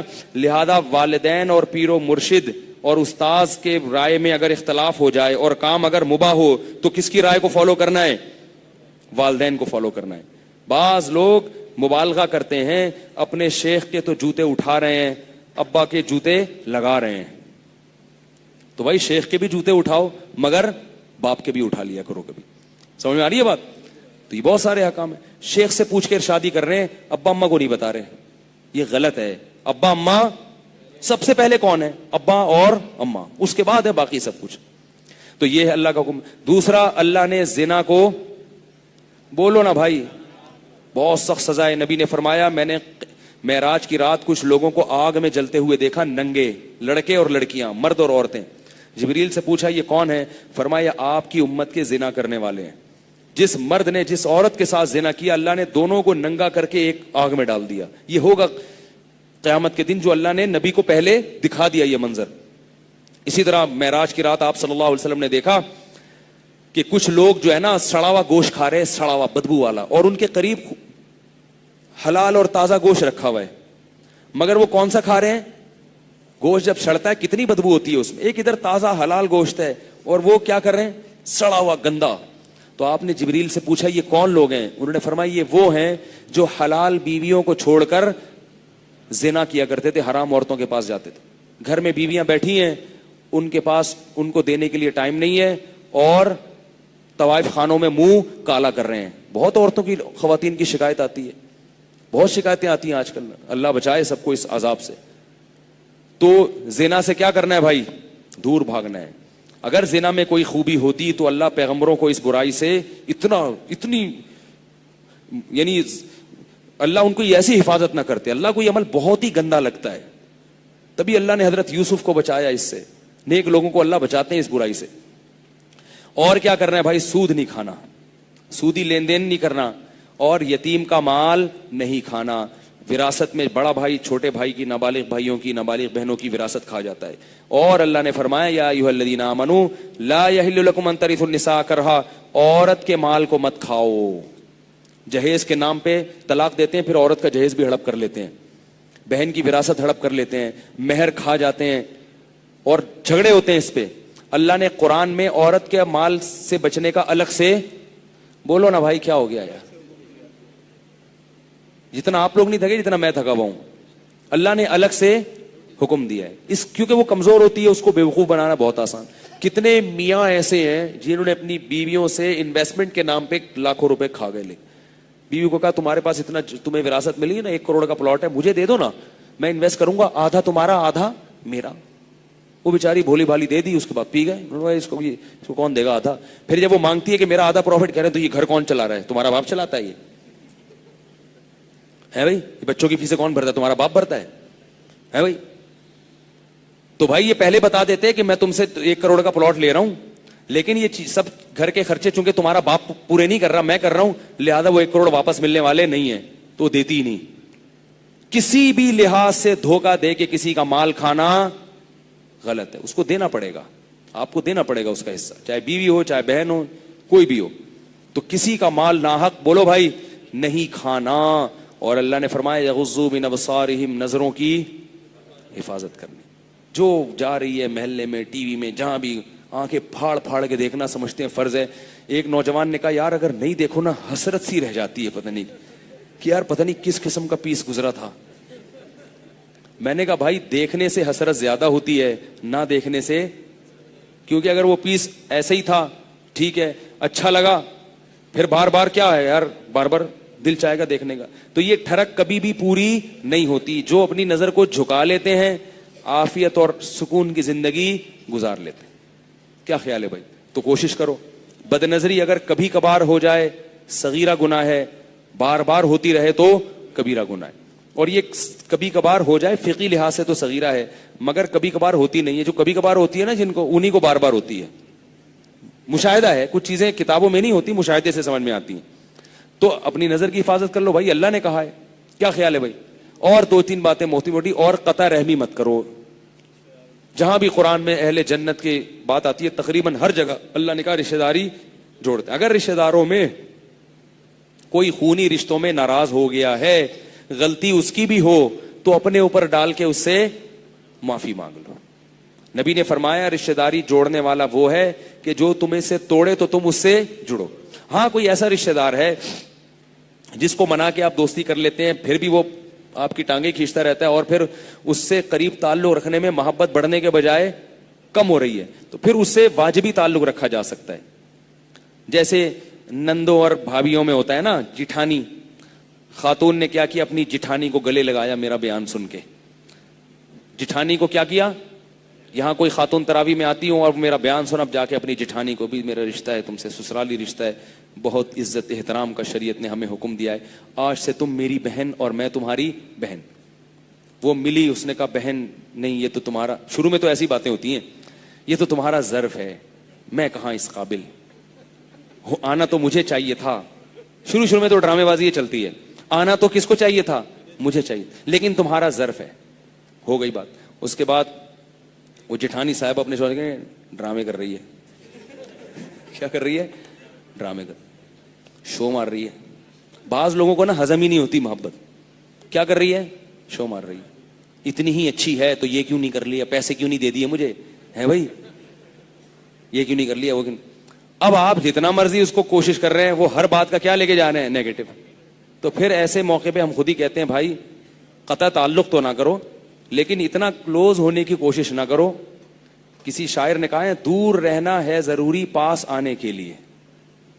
بعض دفعہ دل کو قریب کرنے کے لیے دور رہنا پڑتا. انگریزوں میں مجھے کسی نے بتایا کہ وہاں میاں بیوی میں جب زیادہ پھڈے ہو رہے ہو نا، تو وہاں عدالت ایک قانون یہ بناتی ہے، طلاق سے بچنے کے لیے انہوں نے قانون بنایا ہے کہ میاں بیوی یہ لکھ کے دے دیتے کہ ہم دونوں ساتھ نہیں رہ سکتے. تو عدالت کہتی ہے طلاق نہ لو، تم اس کمرے میں رہو اور میاں اس کمرے میں رہے.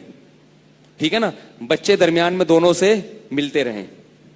ٹھیک ہے نا، میاں ادھر منہ کر کے سوتا ہے اس کمرے میں اور بیوی ادھر منہ کر کے. تاکہ وہ کیوں بنایا کہ بھائی یہ ایک ہی کمرے میں آئیں گے تو کیا ہوگا، پھر وہ باتیں شروع ہو جائیں گے، تم نے یوں نہیں کیا، تم نے یوں نہیں کیا. تو بعض دفعہ میاں بیوی میں ایسا ہو جاتا ہے، بعض دفعہ بھائی بہنوں میں ایسا ہو جاتا ہے. اگر خدا نہ خواستہ کہیں ایسا ہو رہا ہے کہ قریب آ کے معاملہ بننے کے بجائے تو تھوڑا سا دور ہو جاؤ، لیکن پھر قطع صلہ رحمی کسی اور طریقے سے کرو. رشتہ داری تو جوڑنی ہے، اس میں تو دو باتیں ہیں نہیں. وہ پھر حدیث میں بتایا کہ سلام سے رشتہ داری جوڑو. صرف کبھی کبھار فون کر کے السلام علیکم بھائی کیا حال ہے یار، خیریت سے آپ؟ ہاں خیریت، آج کیسے یار، بس سوچ رہا تھا بہت دن ہو گئی بات نہیں ہوئی، بس میں نے کہا ذرا سلام دعا ہو جائے، بچے بچے ٹھیک ہیں، گھر میں خیریت ہے الحمدللہ. اب آپ کو بتائے زیادہ لمبی بات ہوئی نا تو پھر پڑھنا شروع. تو بس اس کو نمٹاؤ، او بھائی خیریت، اور سب ٹھیک ٹھاک ماشاءاللہ، اچھا ذرا جانا تھا نماز کھڑی. فون ہی ایسے ٹائم پہ کرو جب جماعت کھڑی ہونے والی ہو. آئی بات سامنے؟ ورنہ وہ ایسے بھی ہوتا ہے بعض دفعہ، یہ سب حقیقت. تو فون پہ ہی پڑھنا شروع، پھر بات سے بات نکلی، پھر غیبتیں، پھر بہتان تراشیاں، پھر تو نے یہ، ابے میں نے تجھے فون کیا تھا، میں ایسے تھوڑی کیا، ابے تو ہوتا کون ہے، ابے آج رہا، ابے تیرا سر پاڑوں گا، یہ شروع فون پہ ہی. حقیقت ہوتا ہے. تو ایسے موقع پہ کیا ہے بھائی، تو بھائی یہ سوچ کے کہ رشتہ داری ہے تو سلام دعا کی حد تک، کبھی کبھار کوئی ہدیہ بھیج دیا، گفٹ بھیج دیا، تو یہ سب چل سکتا ہے، سب کچھ ہو سکتا ہے بڑے آرام سے، زیادہ ٹینشن نہیں لیں. اور ایک اور آخری بات کہ کیا کرنا ہے، کہ یہ رشتہ داری جوڑنے کا اللہ نے ہمیں حکم دیا. اور ایک بہت اہم حکم ہے بھائی، جن لوگوں پہ حج فرض ہے وہ سب سے پہلے کیا کریں گے؟ حج کریں گے. بہت سے لوگوں پہ حج فرض ہوتا ہے، اس کو ڈیلے کرتے رہتے ہیں. نبی نے کیا فرمایا، روایت میں آتا ہے کہ جو حج کے بغیر مر جائے نا، حج فرض تھا تو وہ یہودی ہو کے مرے، نصرانی ہو کے مرے، مجھے اس کی کوئی پرواہ نہیں. اور اللہ نے فرمایا کہ جو استغنا برتے گا، اس کے پاس مالی وسعت ہوئی اور میرے گھر کی زیارت کے لیے نہیں آیا، تو اللہ اس سے غنی ہے، اللہ کو اس کی پرواہ نہیں ہے. اللہ کو اپنا گھر ایسا ہی لگتا ہے جیسے آپ کسی گاؤں سے گھر پہنچیں اور آپ کے ابا کا گھر ہو کوئی. ٹھیک ہے نا، آپ جب امریکہ سے آئے اور ہوتے ہوتے اپنے گاؤں میں پہنچے تو ابا اماں کے گھر سب سے پہلے جاؤ گے نا. آپ ابا اماں کے نہیں گئے، چاچے کے جا رہے ہو، ماموں کے جا رہے ہو، دوست کے جا رہے ہو، اور ابا اماں کے گھر آئے بغیر واپس امریکہ چلے گئے اور ان کو فون پہ کہہ رہے ہیں ایکچولی ٹائم نہیں ملا تھا، میں آیا تھا ڈیڈی پاپا میں آیا تھا. وہ باپ کو کتنا غصہ آئے گا، تو میرے گھر نہیں آیا یار. تو اس سے زیادہ غضب کس کو آتا ہے؟ اللہ کو. پوری دنیا میں ہر جگہ چلے گئے، امریکہ جانے کا بھی شوق ہے، برطانیہ جانے کا بھی شوق ہے، سوئٹزرلینڈ کا ویزا بھی چاہتے ہو، اور جناب ایبٹ آباد گھومنے کا بھی شوق، اور جناب مری گھومنے کا بھی شوق، ہر جگہ تمہیں جانے کا شوق ہے. جس خدا نے بنایا اس کا کتنا بڑا احسان ہے، اس نے اپنا گھر بھی بنا دیا کہ تاکہ مجھ سے عشق کرنے والے اپنی محبت کی پیاس کو اس طرح سے بجھا سکیں. ورنہ اللہ اپنا گھر زمین پہ نہ بناتا تو ہم کس کے گھر کی دیواروں کو جا کے چومتے، کس کے غلاف کو پکڑتے، کس کے دروازے پہ ناک رگڑتے. اللہ نے اپنے عاشقین کے لیے اپنا ایک 4 دیواری کا سادہ سا گھر بنا دیا اور کہا کہ اس کے سامنے ناک رگڑو، اس کا غلاف پکڑ کے دعا مانگو. ملتزم کہہ دیا یہ اللہ کا دروازہ ہے تو تو یہ ملتزم کیا ہے؟ اللہ کی چوکھٹ ہے. جیسے سیٹھ صاحب کی چوکھٹ پہ جا کے بھیک مانگتے ہو نا دروازے پہ, کسی سے قرضہ لینا ہوتا ہے تو فون کر کے تھوڑی کہتے ہو. بھیکاری کو دیکھا کبھی کہ وہ فون پہ کہہ رہا ہو یار اتنے روپے چاہیے؟ بھیکاری آپ کے گھر کا دروازہ کھٹکھٹائے گا اور پھر بڑی لجاجت سے جھکے گا, اپنی حاجت بیان کرے گا. تو اللہ نے کہا مجھ سے مانگنا کیا ہے, کس طرح سے مانگنا ہے, میرے گھر آؤ اور ملتزم پہ اپنا رخسار رکھ کے اور اس کے غلاف کو پکڑ کے مجھ سے بھیک مانگو. تو جس کے دل میں اللہ کی ذرا سی بھی محبت ہوگی اسے بیت اللہ کی زیارت سے کبھی بھی عار محسوس نہیں ہوگی. وہ لاکھوں روپے خرچ کر کے جائے گا, وہ کہے گا مرنے سے پہلے اگر میں نے خدا کے گھر کی دیواروں کو نہیں چوما اور خدا کے گھر سے لپٹ کے نہیں رویا تو میں نے دنیا میں کچھ بھی حاصل نہیں کیا. اور اللہ کو بڑا غضب آتا ہے. اس لیے اللہ نے فرمایا کہ جس میں استطاعت تھی اور نہیں آیا تو یاد رکھو اللہ کو تمہاری ضرورت نہیں ہے. بہت بڑا حکم ہے یہ تو. عشق یہ تو نہیں بھی واجب ہو تو کوشش کرنی چاہیے اللہ کے گھر کی زیارت نصیب ہو جائے. اللہ تعالی ہم سب کو قرآن کے تمام احکام کو فالو کرنے کی توفیق عطا فرمائے, اور ہم سے اس میں جو کمی کوتاہیاں ہوئی اللہ ان سب کو معاف فرمائے, اور ہمیں بار بار مسجدوں میں آنے کی توفیق اللہ تعالی نصیب فرمائے. سبحانک اللہم و بحمدک نشہد ان لا الہ الا انت نستغفرک و نتوب الیک.